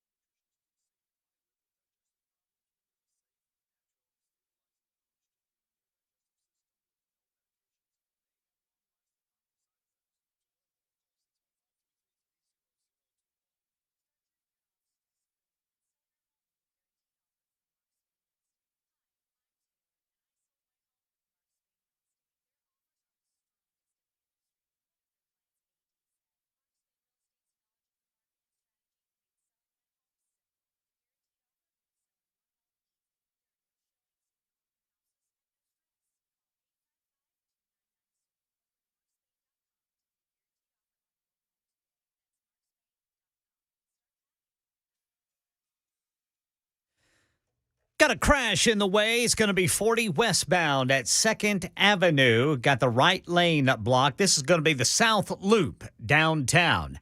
No telling when a ruling will come after that 3-judge appeals court panel heard arguments over former President Donald Trump's claim of immunity in the January 6th election interference case. We'll let you hear how some of that went down coming up at 11 on Super Talk 99.7 WTN. Looking forward to that, Ken Weaver. It is Super Talk 99.7 WTN, 1056. There's so many court cases with Trump, it's hard to keep up. It really is. Yeah, I know. I feel like part of that's by design. Like keep people confused. I did see this. A Trump co-defendant alleges Fulton County DA Fani Willis is in a corrupt romantic relationship. Mike Roman, who's a political operative, is one of 18 co-defendants with former President Trump in the Georgia election case, and he filed a motion alleging that Fulton County DA Fani Willis has had improper relationship with a colleague. So this guy's fighting back. He rejected a plea deal, and his motion he filed, which is through his attorneys, alleges that Willis had a romantic relationship with one of the special prosecutors, Nathan Wade. And they're saying that Nathan and the law firms used funds paid by the county to take Willis on exotic vacations using potentially fraudulent payments. The filing also alleges that Wade, who is a private attorney with no prosecution experience, was appointed without the required approval by authorities. The Atlanta Journal-Constitution had this story. They said the motion was filed yesterday on behalf of Michael Roman, former Trump campaign official. It seeks to have the charges against Roman dismissed and for Willis, Wade, and the entire DA's office to be disqualified from further prosecution of the case. The filing doesn't offer any concrete proof of the romantic ties between Willis and Wade, except to say sources close to both the special prosecutor and the district attorney have confirmed that they had an ongoing personal relationship. I feel like you need some info before you make that kind of an allegation. You know? But it does allege that Willis and Wade have been involved in a romantic relationship that began before Wade was appointed as a special prosecutor. It says that they traveled together to Napa Valley in Florida, and they cruised the Caribbean using tickets Wade purchased from Norwegian and Royal Caribbean Cruise Lines, although the filing did not include documentation of those purchases. Neither Willis nor Wade have yet disputed the allegations. The Atlanta Journal-Constitution reported that Willis's office said she intends to respond through legal filings, not through the media. Roman's filing also says that the Fulton County District Attorney never had legal authority to appoint the special prosecutor who assisted in obtaining both grand jury indictments, and both Willis and Wade should be kicked off the case because of that. We'll see what happens. It's quite the allegation. The story does note that Willis's handling of the case has been irregular throughout. In August, a draft indictment was leaked by Fulton County, you remember that, before it had actually been approved, potentially jeopardizing a fair trial. They also say Willis has relied on fake news in launching the case. We'll see what happens, and we'll keep you updated with these latest filings. Was there a romantic relationship between Fani Willis and this prosecutor? Would it shock you if there was? Democrats doing Democrat things? Wouldn't shock me. But we'll wait and see what happens with this latest filing. And Ken Weaver's up next. He's got the latest news on Super Talk 99.7 WTN.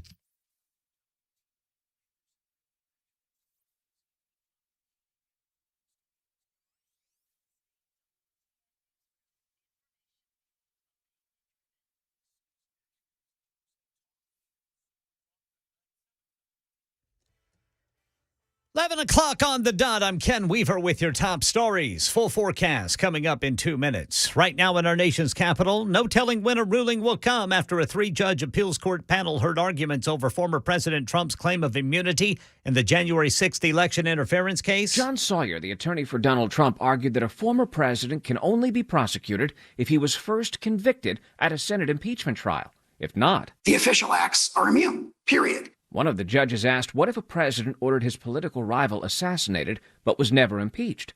Justice Department lawyer James Pierce. I mean, what kind of world are we living in if, as I understood my friend on the other side to say here, a president orders his SEAL team to assassinate a political rival and resigns, for example, before an impeachment? not a criminal act. 2 of the 3 judges on today's panel were appointed by President Biden. The third has been on the bench since 1990, an appointee of the first President Bush. Right now in Tennessee, gun reform advocates have rolled out a group of children between the ages of 5 and 10 to rally to persuade the legislature to enact new gun safety laws during this year's General Assembly, which reconvenes at noon today. One of the 10-year-olds spoke of a friend who was at the Covenant School the day of the shooting who no longer feels safe and wants bulletproof glass in her home.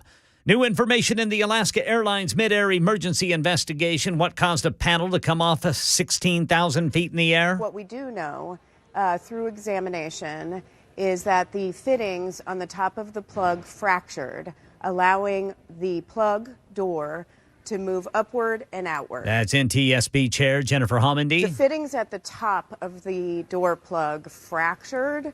We don't know if the bolts were loose. We don't know if bolts were in there fractured, or possibly the bolts weren't there at all. Led to the grounding of other 737 MAX 9 jets and the discovery that United Airlines also had 737 MAX 9 jets with loose fittings.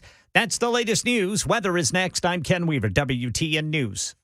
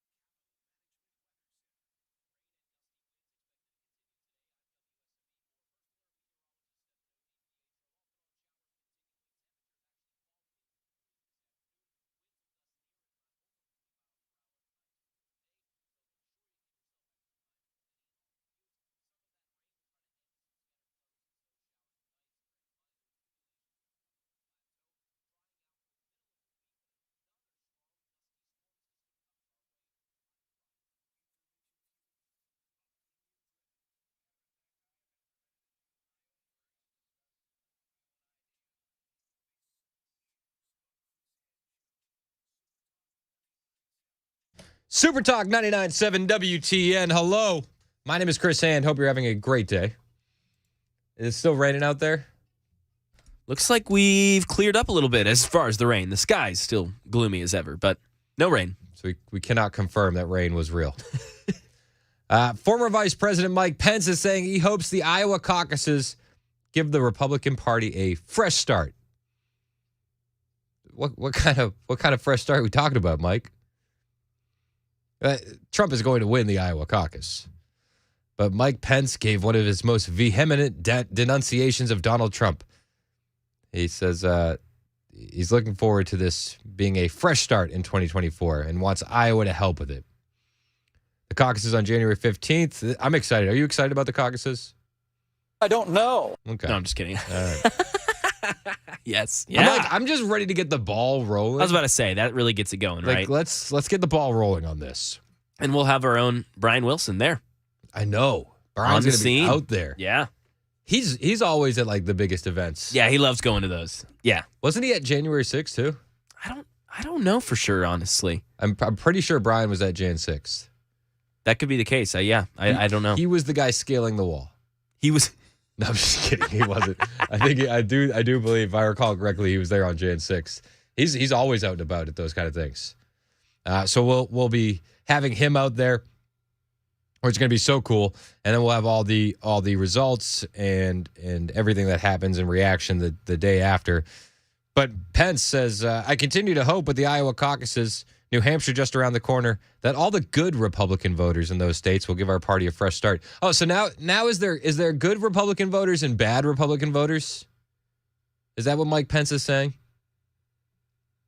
It sure sounds that way, doesn't it? By the way, Mike Pence is the same guy who just yesterday, or we played this audio on Monday. Yes, that's yesterday. He was talking about January 6th, and he was like, oh, I trust the FBI, and saying that they weren't involved in January 6th because it's the FBI. Why wouldn't you trust them?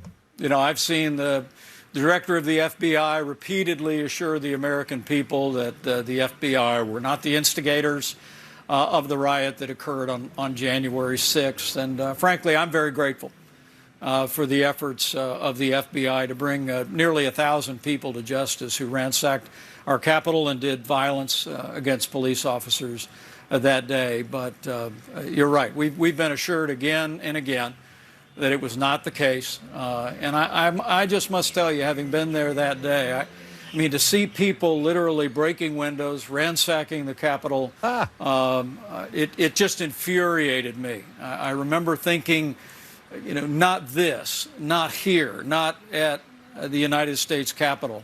And I believe everyone that conducted that riot at the Capitol needs to be held to the fullest extent of the law. I'm pleased that many have, but I've never been given any information. I've heard the many repeated assurances from the FBI that they were not involved, and I take them at their word. So this guy takes the FBI at their word, and bad Republicans, good Republicans. He wants good Republicans to give the Republican Party a fresh start in Iowa. And listen, it kind of blows my mind. It blows my mind that he's taking the FBI at their word, because I feel like the FBI has been proven time and time again to have been involved in J6. And we're also learning that, remember the school shooting in Iowa that happened last week? The one that got swept under the rug quicker than you can shake a stick at it? Perry. Yeah, in Perry. Yeah. Well, now we're learning that the FBI knew about that school shooting and the shooter. They knew about the school massacres discussion Discord server that the Iowa mass shooter was a member of weeks before the attack took place. This is the FBI for you. The FBI always is aware of the shooter before these things happen. And we can go down the list. Mike Pence thinks, let's take the FBI at their word. The FBI always knows. They knew about the Parkland shooter, Nicholas Cruz. The Colorado shooter at the club, the FBI knew. The FedEx facility in Indy in 2021 that an employee shot up and killed 8 people, the FBI had already interviewed that guy. The FBI knew about the Vegas shooter, Stephen Paddock's large cache of guns. They knew about it. And I know Vegas has all the questions and more that we don't really have time to get into today. But Mike Pence, we're going to get a fresh start as long as we got good Republicans. And Mike Pence, I'm assuming he's saying that he's a good Republican. Good Republicans must trust the FBI. Well, the FBI always knows, right? The FBI is always forthcoming with everything they know. But it has been revealed that the Discord server dedicated to discussing school shootings, which the 17-year-old who carried out that attack at Perry High School was a member of, had been brought to the attention of the FBI weeks before. So the FBI, they must have had a file on this kid. According to the NBC News report, the school massacres discussion server was flagged by a fellow user and sent to the FBI in November. An agent reached out to the user for more information, but when additional screenshots were provided, they never heard back. It was also revealed that the aforementioned account sent messages in a Discord group right before the attack via his online aliases. Butler told his friends he was effing nervous and in the bathroom gearing up. And he posted a short video from the bathroom to TikTok under his account. And then minutes later, he did the shooting. It's crazy. Moments after telling friends on the social media app that he was ready for what's to come, he went on to kill one sixth grader and wound 4 other students, the school's president and 2 staff members, and two members before turning the gun on himself. But these discussions are out there. The FBI knows about it, and, it's wild. It's wild to me. And I knew that this shooting was going to get swept under the rug because he was another transgender shooter. But the Biden administration is responding to this shooting. They're going to take action. He referenced the shooting and then he pushed gun control that wouldn't have stopped it. That was during his speech at Mother Emanuel AME Church in Charleston, South Carolina, the black church. President Biden referenced the Iowa Perry High School shooting and then pushed gun control. But the gun control he pushed would not have prevented that shooting from taking place. It was carried out by a 17-year-old armed with a pump shotgun and a small caliber handgun. On Monday, Biden spoke about the shooting, and then he pushed his assault weapons ban, which would include high-capacity magazine ban and universal background check. But the weapons used would not have been prohibited under any assault weapons ban. Neither of them. Also, while we're on the topic, being 17 years old, you're too young to buy a gun. So even universal background checks, whether retail, private, both, that's not coming into play. But Biden used the opportunity to push for more gun control anyway, because that's what Democrats do. They never let a crisis go to waste. Blows my mind. And speaking of this transgender stuff going on, it seems like more and more schools are pushing this stuff, and we have more. A Dallas public school district is pushing child sex changes on students as young as 5 years old. Dallas Independent School District, ISD, has released a guide that provides recommendations for students on how to transition genders with tips on particular transgender clinics that students can utilize in addition to instructing schools to allow students to access restrooms meant for the opposite sex. Despite claims by a district spokesperson that this document was only shared with adults, the Dallas Express found the guide was previously posted publicly, with the school system openly touting it. And there's a tweet. Check out our new LGBTQ plus resource guide, created by Dallas ISD Mental Health Services clinicians Devin Box, Diane Bippert, Dr. Poonam Dubal, and Mahogany Gaston, coordinator for Dallas ISD's LGBTQ plus support services, ! At Dallas schools. The district also had a YouTube channel featuring pro-LGBTQ and Pride Month videos. Dallas Public Schools is one of the largest in the nation. It's the second largest school district in all of Texas, as well as the 14th largest in the United States. They boast racial equality programs and initiatives. It offers students of the right skin color. So if you're the right skin color, you get these extra bonuses. But the district's LGBTQ resource for Dallas ISD and surrounding communities guide was obtained by the Express via an open records request. Numerous resources are included in the 24-page document. Much of it are from pro-LGBTQ groups. And it comes out notably in favor of gender transition for minors. They say it's critical that the LGBTQ youth have access to affirming and inclusive care with medical providers. They push recommended reading for elementary school students, including When Aiden Became a Brother, a tale of a girl who becomes a boy. Others include Julian as a Mermaid, My Princess Boy, and Morris Micklewhite and the Tangerine Dress, which focuses on cross-dressing. These are age appropriate, right? Wouldn't you want your young elementary school students to read a great book about the positiveness of becoming a girl who becomes a boy, or having your kids taught about cross-dressing? I mean, in Tennessee, you see so many kids and reports that kids aren't even learning how to read, but let's focus on cross-dressing. Blows my mind. The guide attempts to legitimize the so-called concept of transgender youth, going as far to lie about the ramifications of child mutilations, claiming that a transition will make a child less likely to commit suicide.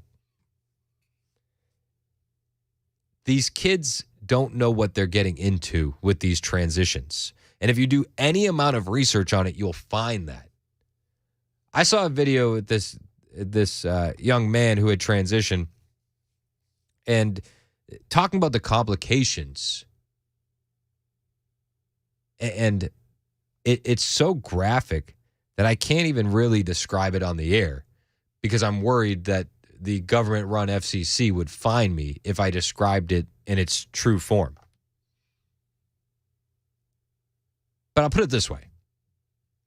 What the surgery does is it basically creates a wound, and your body will try to heal that wound. And you have to do something to keep the wound open. And they say eventually you won't have to do it as much, but the complications arise where this person has to do it every single day. Otherwise, it will close and will be infected. Because even your body at its core knows that it needs to heal itself from this wound. And it effectively will make these kids sterile. The puberty blockers, the transitioning, you're sterilizing kids that can't even grasp what they're doing to themselves and the ramifications for the future. This Dallas school district is crazy, though. This document that they have circulating also brings up restrooms and says any student who feels uncomfortable sharing facilities with a transgender student should be allowed to use another, more private facility, like the bathroom in the nurse's office. But a transgender student should never be forced to use alternative facilities to make other students comfortable. Everybody has to bend the knee. You know, we saw the story in Loudoun County, Virginia, where the boy was going into the girls' room. He was transitioning, and he raped a female student. That's okay. We wouldn't want to make somebody feel uncomfortable. Another section of the document discusses social transition and references chest binding, a process in which some women attempt to hide their breasts through their use of a compression garment. Medical experts say this could lead to collapsed lungs, compressed ribs, and back problems. But, you know, hey, if the kids feel like they need to do it, let's let them do it. Future problems be damned. These documents also want males to play in female sports, writing, even in states whose athletic associations do not have a written policy on this topic, schools and districts should allow transgender students to compete on athletic teams based on gender identity. It adds, unfortunately, schools often erroneously believe that a transgender student, particularly a transgender girl, will have a competitive advantage over the other players and therefore should not be allowed to compete on the team that matches their gender identity. They do have a competitive advantage. That's been displayed nonstop over and over and over. This Dallas school district is crazy, man. And people need to know about this and be aware about this, because if you think that this isn't going to come to Tennessee, it's most likely already here. Seriously. Dallas isn't the only school district doing this kind of crazy stuff. Wisconsin is providing gender education to 4th and 5th graders. I'll talk about that next. It's 11:21 on Super Talk 99.7 WTN.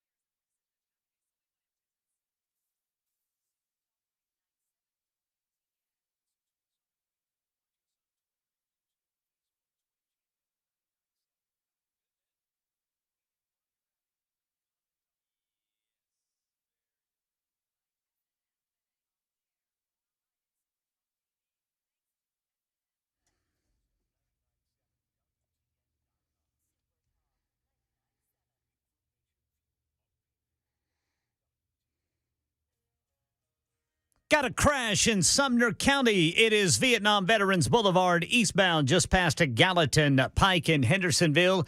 And we're going to let you hear some of the back and forth between an appeals judge and former President Trump's lawyer in the January 6th election interference case coming up at 11:30 on Super Talk 99.7 WTN. Thank you, Ken Weaver. It is Super Talk 99.7 WTN.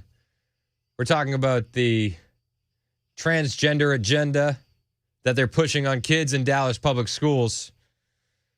I mean, the Democrats and liberals are pushing on kids in general, really. 9999 texted in, said, yeah, ban menthol cigarettes, but let's let children get these dangerous procedures. These people are the biggest hypocrites. Bingo. Absolutely. It's crazy. I had a text from 0026. Said, I went to junior high and high school in the Dallas Metroplex, graduated in 2017. The whole Metroplex is obsessed with the whole LGBT plus stuff. They were allowed to have a drag show at my high school on a Saturday. It's extra credit Saturday. Yeah, of course. Why wouldn't you? Come on. What? So get your own high school if you don't like it, right? And then build your own high school if you don't like that. I mean, this stuff really shocks me. And every time I hear it, it does shock me, even though I know I shouldn't be shocked. Wisconsin, their public schools over there are providing this for 4th and 5th graders. Aww. Hi, baby. This is a cartoon, by the way. It's a fun little cartoon. Are you a boy or a girl? Funny you should ask, Sid. One of the first things they check when a new baby is born is what kind of body parts they have. They do that to determine a baby's sex. Most of the time, it's easy to determine, and sometimes it's more complicated. Oh, sometimes it's more complicated. Go on. This one has a penis. It's a boy. This one has a vulva. It's a girl. Congratulations. Whoa. Let's hit the brakes, people. Let's hit the brakes, people, says the 6-year-old in the video. Because that's what we need. We need a 6-year-old explaining to this to us, right? Just we're too old school to understand. So let's hear how the 6-year-old breaks it down for 4th and 5th graders during their gender education in Wisconsin public schools. The way your body looks on the outside is only part of the story. What? Oh. Stay with me, gang. This is important. Hi, little one. Your sex refers to your physical body parts, remember? But there is also something called gender, which is how you feel inside your body and who you know yourself to be. And your gender, how you feel on the inside, doesn't always match the sex you were called when you were born. Okay. This is what they're pushing on 4th and 5th graders in public schools in America. Let's say you were born with a penis and you feel like a boy inside. In that case, your sex and your gender match. Okay. Well, what if you were born with a penis and you know you're a girl inside, not a boy? Then your sex and your gender don't match. Wait, what does know you're a girl inside mean anyway? Does that mean you have to love pink things and princesses? Nope. Sometimes people refer to things as girl things and boy things, but this is just how people sometimes classify things, usually to make it easier to sell stuff to kids and their parents. Ah, there you go. So they're just selling stuff to you and your parents. This is a cartoon that was produced by the CBC, the Canadian Broadcast Company, that Wisconsin, the state of Wisconsin, is allowing to be used for 4th and 5th grade gender education. Clothes, toys, and games are for everyone. You don't have to be a boy or a girl to like a certain thing. Sid, has anyone ever told you that you shouldn't play with something or wear something because you're a boy? Well, yes. The body parts you were born with don't always dictate who you are, how you feel, or what you like to play with. This is indoctrination. That's what this is. This is indoctrination. Sid, have you ever been told? Has anyone ever told you that you shouldn't play with something or wear something because you're a boy? Well, yes. The body parts you were born with don't always dictate who you are, how you feel, or what you like to play with. Ah, that's such a relief. Gender. He says that's such a relief as he picks up a unicorn stuffed animal and starts holding it. I'm sorry. What is it? What does a unicorn stuffed animal have to do with your gender? This is indoctrination. This is happening all over the country. Gender, how you feel and who you know yourself to be, tells you who you are. And there are a whole bunch of possibilities. Figuring out what feels right for you is just part of growing up. Bye, little cutie. You might want to change that diaper sooner than later. And then they end with a big laugh.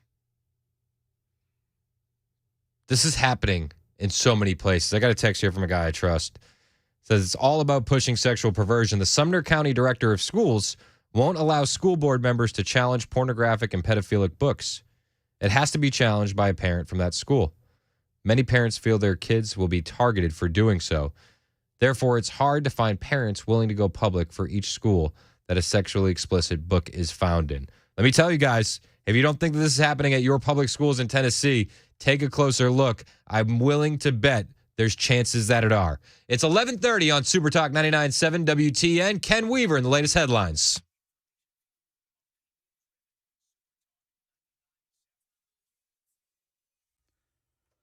11:30 on the dot. I'm Ken Weaver with your top stories. Still got that crash blocking the right lane of Vietnam Veterans Boulevard eastbound in Sumner County. This is right past Gallatin Pike. Here's some of the back and forth between a D.C. appeals court judge and former President Trump's lawyer who argues presidential immunity in the January 6th election interference case. But you're conceding that presidents can be criminally prosecuted under certain circumstances. Specifically, if they're impeached and convicted, I think that's the language of the impeachment judgment clause. And isn't that also a concession that a president can be criminally prosecuted for an official act? Because presidents can be impeached for official acts. No word on when the ruling will come. Tennessee, U.S. Senator Marsha Blackburn's co-sponsoring a bill which would create federal penalties for prosecutors, or rather for protesters, who block public roads and highways. The bill's in response to pro-Palestinian protests. That's the latest news. Traffic and weather next. I'm Ken Weaver, WTN News. Hey everybody, I'm Paul Winkler. The financial world can be full of landmines for investors. On the one hand, investment firms and the financial community will often overcomplicate the financial planning process to confuse investors. As one guy who used to work a big investment firm once told me, if an investor thinks that they're over their head, they'll blindly trust you. And it's easier to sell to them. I'm glad I'm away from that. On the other hand, many people oversimplify investing to the detriment of investors. Just having a little knowledge can be really dangerous. The idea there is the same. It's just a different way of selling things. At Paul Winkler Inc., we like working alongside our clients with an education guidance approach. I believe that there's confidence that comes with knowing what you're doing and why. We abide by the very highest level of fiduciary care, and we use the most sophisticated financial planning tools out there. And every one of our offices is run by a degreed planner with over 20 years experience. No kids fresh out of college. If that sounds like a winning formula, set up a free 15-minute phone call to learn more. Go to paulwinkler.com or call 615-851-1950. You can do this.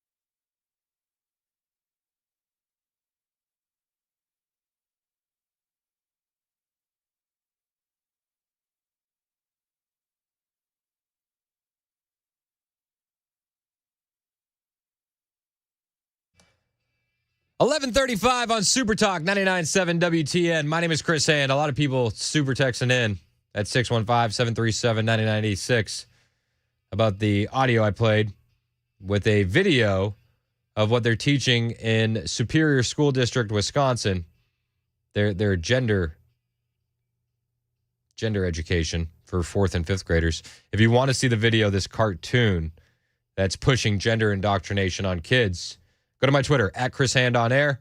It is the first tweet up there. Hit the follow button. I will follow back. Now, Mac is he's all sweaty over there and hot and bothered because you have some breaking news. Do you want to hit the breaking news stager before you do this? Oh, yeah. This is a breaking news update on Super Talk 99.7 WTN.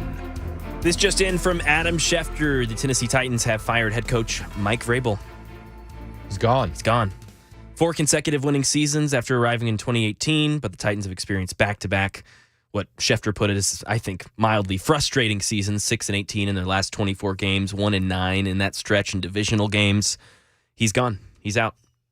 Schefter reported it as fired. Ian Rappaport, another well-known sports NFL reporter, reported it as they both parted ways. Oh. So I don't know if the language is specific but yeah, he is gone. Very surprising to me. They didn't have a good team, right? No, terrible team. Is it Vrabel's fault? No, John Robinson had 3 or 4 terrible drafts in a row. So, he was not making any personnel decisions. No. I always think about Bill Parcells back in the days. Like, if you want me to cook dinner, you got to let me buy the groceries. Yeah, exactly right. Yeah, exactly right. That's it. And he wanted more say in that, and I know he had some say in it this year, and obviously the draft this year looked pretty good with the new GM and Mike Vrabel. So I don't know. I know it was highly talked about and a big topic of discussion. I just didn't really expect it. So, are the Titans going to get a good draft pick? I think they're 7th. So no, not really. It's pretty good. Out of 32, top 10. Is it going to move the needle? It's a good draft. I think move the needle, maybe not, but they'll get a really good player. With the Patriots firing Bill Belichick, is he going to be the top of the list for head coach probably in Tennessee? Bingo. And vice versa, by the way, for you, for your team, for your Pats. Vrabel would be he's got the same attitude. He played with the Patriots. He won the Super Bowls. He's got the defensive mindset. He hasn't won anything. No, he went to one AFC championship game here with the Titans. That's it. Derrick Henry took him to one AFC championship game. Bingo. And Derrick Henry, is he gone? He's a free agent. He'll be gone. Yeah. He's 30 years old. So he'll go join a contender. He wants to win, and the Titans aren't doing that anytime soon. Where do you think he lands? That's a tough one. The Ravens would be my top choice next year. The Ravens. Really? Yeah. Who wants to go to Baltimore? Well, they're the number 1 seed this year. They're pretty good. I know, but like living the city in itself. That's I don't even like everything else aside. It was like, it reminds me of the Shohei Ohtani contract. He didn't want to go to San Francisco because it was such a bad area. Who would want to go to Baltimore? Yeah, Baltimore. No, that's fair. Baltimore, city where they pay $17,000 a year to educate your kids in public school, and they don't teach them how to read. That's what they do in Baltimore. I don't know. All right, so Vrabel's out. Vrabel's gone. Ray says the Titans traded away all of their good players. They just got rid of a great coach. Was he a great coach? Like, people say that. He's good. He will be hired immediately. I don't know if that means he's great, but he will be picked up immediately by another team.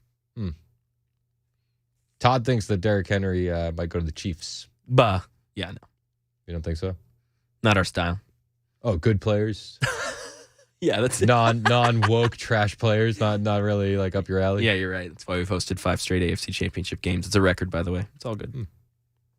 It's all good. How many Super Bowls you guys got? There it is. There it is. Yep.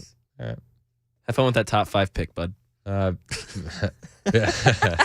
BC says Derrick Henry will go to the Eagles because that's where all the good Titan players go. Gosh, that'd be crazy. That'd be frustrating. Rooster says he'd like to see Henry go to the Dolphins. Couple people. Oh, cool. That'd be fun. Yeah. Interesting. Sorry, I had to get that sports play in there. No, I don't blame you. It's okay. This Nashville news. It's not sports news. Yes, this is very local, very prominent. Yeah, I don't know. All right. I don't think he was that good of a coach. He didn't really do much. 4 consecutive winning seasons coming into the franchise. I mean, he built them up, and then obviously these last 2 seasons have been really rough. But again, as we kind of talked about it. You could blame the GM, who was also fired last year. So I don't know. The thing about this discussion always, and I'll let you go do your thing, Chris, is, yeah, sure, you're not playing well. You want to fire him. The next question is, who are you going to get? And if they don't have a good answer to that question, then I don't know how I feel about this move. Yeah, I hear you. I mean, even a guy like Belichick, he's just so old. Yeah, he's old. Yeah, early 70s now. Yeah, 71, I think. Is that too old nowadays? It's getting there, man. Because, and not even just in terms of, football, but just generationally, you look at the divide between somebody who's, 18 to 25, which is what, the core of your young players are, and a guy who's in his 70s, talent aside, are you effectively able to communicate with a younger generation? That's a super fair question. And that can be said across all industry. The generational gaps in this country have never been more prominent and profound because of the rise in technology and how things have changed. I mean, we're playing these gender videos from Wisconsin, and it's I'm like, how could you do this? But there's an 18-year-old kid out there going, yeah, that's what these kids need. We need to affirm it. Even the generation gap between my generation at 35 and Gen Z is wild. Yeah, I mean, we're 10 years apart. We're a generation gap, and it's huge. Yeah. Luckily, you're not that bad. No. So I identify with more. You identify as a 35-year-old. That's good. So I got the identity stuff down pat. Exactly. Yeah. See. 9495 says Tennessee is going after the Michigan coach. Well, ooh, that's very interesting. Yeah. The Lions just won the championship, yeah, so be a good pickup. I don't know why they would let him go. That is an interesting take, 9495, and I think there is some merit there. Yes. Jason says Henry's going to the Cubs. He'd have a mean baseball swing. He would. He really would. A lot of power. We wouldn't want him plowing into first base, take people out. 7662 says Henry can't go to Miami. There are giant aliens there. Oh, that's true. Dude, I didn't even play that yet. Oh, hold on. 7467 talking about the generational gap. Says it's the difference between playing GTA and being a furry. So true. Based GTA generation. I'm firmly in the GTA. See, that's that's me identifying. Dude, GTA 5 or no, was it 5? You talking about the really red-pilled one? Remember the one I was talking to you about? I think that was 5. And they don't even print it up anymore. No, yeah. It's all about spies and the government conspiracies. Yeah. Meanwhile, we've been waiting for the 6th game for years now. I wonder where that is. Yeah, and you see the preview for it, and it's just people twerking on cars. Yeah. That took you 10 years? Yeah. Nice. But even the storylines all Summer of Love stuff, in the preview. That's true, yeah. So you really haven't been working on it. No, you haven't done anything. No. But back to your thing about aliens in Miami. Did you know that the Miami Police Department had to put out a video responding to the aliens in Miami? Oh, gosh. Just to reset the story, there was on January 1st, there was a big police presence at a mall in Miami. Massive police presence, 7,500 cars, something like that. It was wild. And people on the ground were saying that there were aliens at the mall. I'm not going to sugarcoat it. Aliens and or zombies. Aliens and or zombies. So this turned into a big conspiracy. They said, no, it was just teenagers fighting. But I made the point, if it was just teenagers fighting, where's the video online? On the 29th, when we had the fight at Opryland, and there was reports originally circulating that it could have been a shooting or a mass shooter, because those started coming quick. People were like, it's a shooting. Almost immediately, we had a video of the teenagers fighting, where the metal chairs hit the ground. Because when teenagers fight these days, talking about generational gaps, one of the things that they do is they pull out their phones and they record. So one of the big red flags, people said, there's no video of teenagers fighting in Miami. Well, the Miami police have had enough of this conspiracy theory and have released a video discussing it. All right, guys. So just to address a few clips that are going viral on social media right now. First, our response to that big incident in Bayside Marketplace. What happened was there was about 50 or more juveniles that were shooting fireworks at people. There was also some looting going on. So officers that were on that scene were having a little bit of trouble containing it. So they called what is called a citywide 3, which every officer in the city responded. That's why you saw so much police presence for that call to contain that crowd. Now, there is now video going viral of 8 to 10 foot aliens walking around Bayside. It's actually just a person walking with a shadow. So I can confirm to you all here today right now that there are no aliens in Miami in Bayside Marketplace at the moment. So it's Friday. I hope you guys have a great weekend and stay safe. So Miami police released the video saying that there are no aliens in Miami. I want to point out he left out the whole zombie side of the theory. Coincidence? Also, I was kind of laughing at it. I didn't really think there was aliens at the mall ever. But now I do. Now that they've addressed it. Now that you address it, this smells like a cover-up. What do you want me to believe? How can I believe anything else? That sounds like something that somebody that didn't want me to think there was aliens at the mall would say. So, everybody comments. No illegal aliens. I mean, no space aliens, just illegal aliens. That was Anthony. Cubans. So, yeah, all right. No aliens in Miami. And no Vrabel in Tennessee. 6929 said, play it again. Listen to him. He says, at the moment. There's no aliens at the moment. So are you guys saying that there were aliens on January 1st? Just no aliens in Miami at the moment? I saw one wild conspiracy theory online. I didn't check it out. I didn't have any time for this, but I did see the video. I didn't confirm it, but they said if you switch the coordinates, like the latitude, longitude of the mall location and reverse them, that it pops up in Antarctica. And they said that the aliens opened a portal and they just put in the coordinates wrong. Put them in backwards. Do you see that theory? I have not. Yeah, so that's what people are saying. No comment? Can't comment on that. It's a pending investigation. It's a pending investigation. We're not allowed to comment. So we can't comment on pending investigations. That's not how that works. That's so dumb. All right, hey, find me on Twitter, Instagram, True Social, at Chris And On Air. I've posted a bunch of the videos that we've been talking about on my Twitter feed. I do that every single day. So if you want to see the video along with the audio that we play, it's always there for you. At Chris Hand On Air. Hit the follow button. I will follow back. It is 11:48 on Super Talk 99.7 WTN.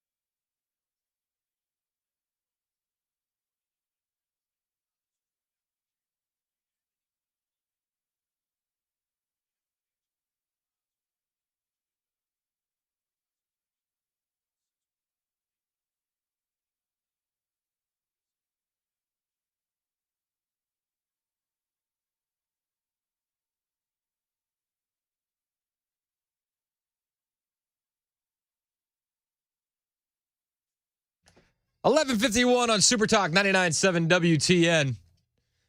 My name is Chris Hand. Mac just got a shirt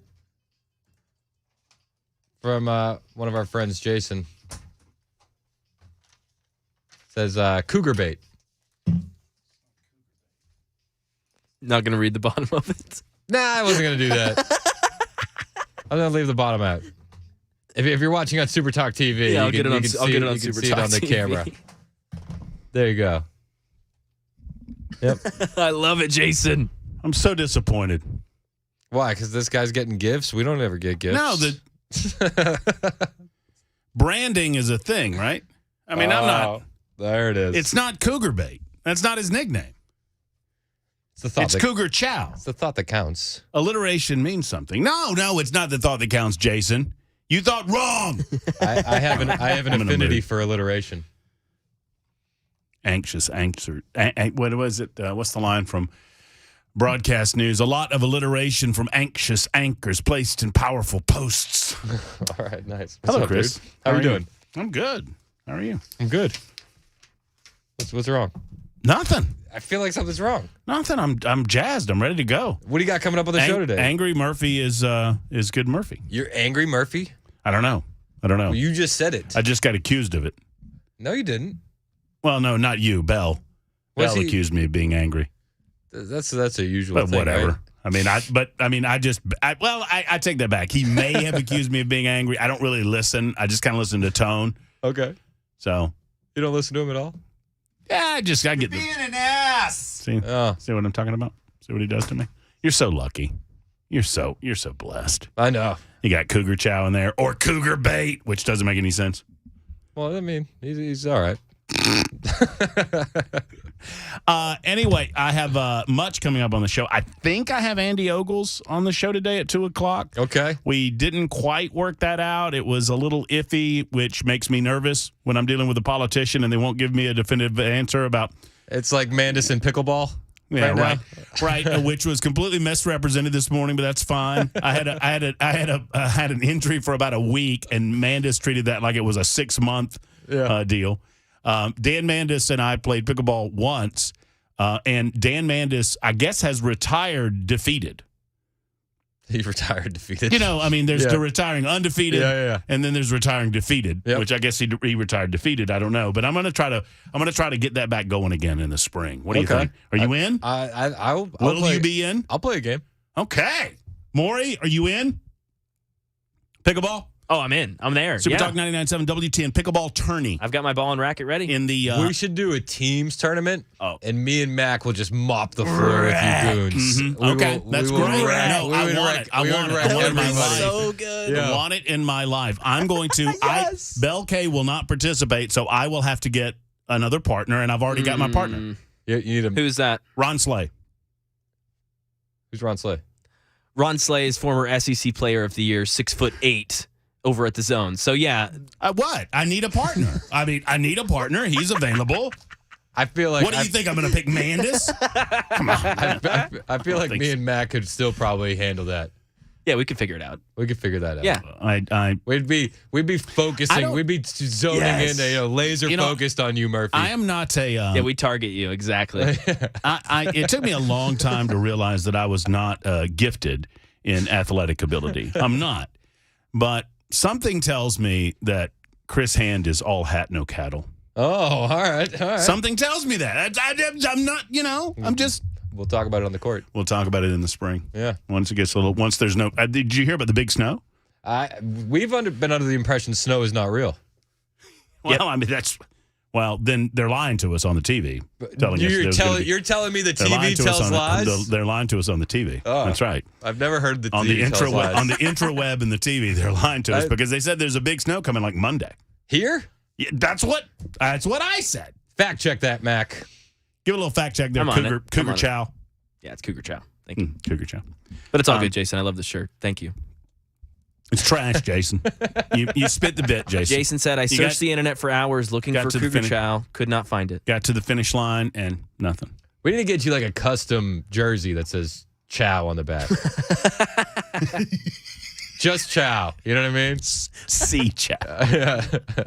That's funny. I'm gonna get home. My girlfriend Hannah's gonna be like, "What'd you do? What'd you do at work today? How was work?" She's gonna love this news. It'll be great. She's gonna love the shirt. I know you look good. No, you should wear that with Hannah. Wear it out with Hannah. What? No, the shirt is good. I'm giving Jason. No, hell. I love the shirt. Jason Seriously. deserves everything he gets. What does it say besides cougar bait? You What does want it to read it, Matt? Yeah, I'll read it. What does it say? It says, "Here, pretty kitty." Yeah.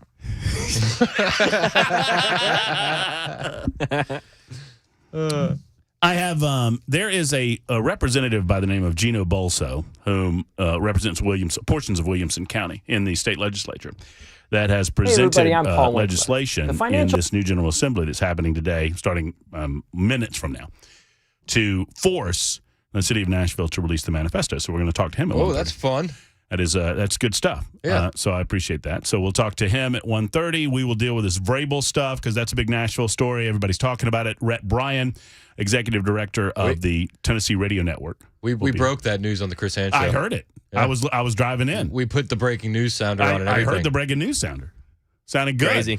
You got, and Mac, I noticed there was a tone shift. Mac got all of it. He put his news hat on. He did. He got official. Kind of a newsy, sporty type Yeah, hat. news, sportsy. Yeah. So you figure there's a plan, right? I mean, there better be. Yeah. I mean, this is a big move. I told you. Did you see my Twitter? Did you see my Twitter post about what happens with the Falcons next? Have you seen this? I'm first on record that Bill Belichick will be coaching the Atlanta Falcons next year. I believe that Mike Vrabel will be coaching the New England Patriots and Bill Belichick will be coaching the Atlanta Falcons. That'd be crazy. And I don't know who's coaching the Tennessee Titans, but if you want to know, listen up at 12 o'clock. I'll tell you. I'll make it up. We'll give our best guess. I love talking about sports because I have no depth of expertise I don't whatsoever, either. but I just make it up. I used to really enjoy it, and then it got woke, and I was like, I've had so many championships in Boston, I can just walk away from this. I probably shouldn't have given the NFL another shot, but I did. I let him go for 2 years. Yeah. And when I came to Nashville is when I gave him another chance at it. I watched the Brady Buccaneers Super Bowl right after who did they beat in that Super Bowl? Do you remember? Tom. 20 seconds. Do you remember? I thought he was asking a serious. It was not a serious. No. They wrecked us. Yeah, it was weird. Weird how that happens. That's on. Yeah. So I'm out on sports. I don't have anything to look forward to anyway. Look forward to the Matt Murphy Show at 12 o'clock. Yes, I'll be listening. It's Super Talk 99.7 WTN.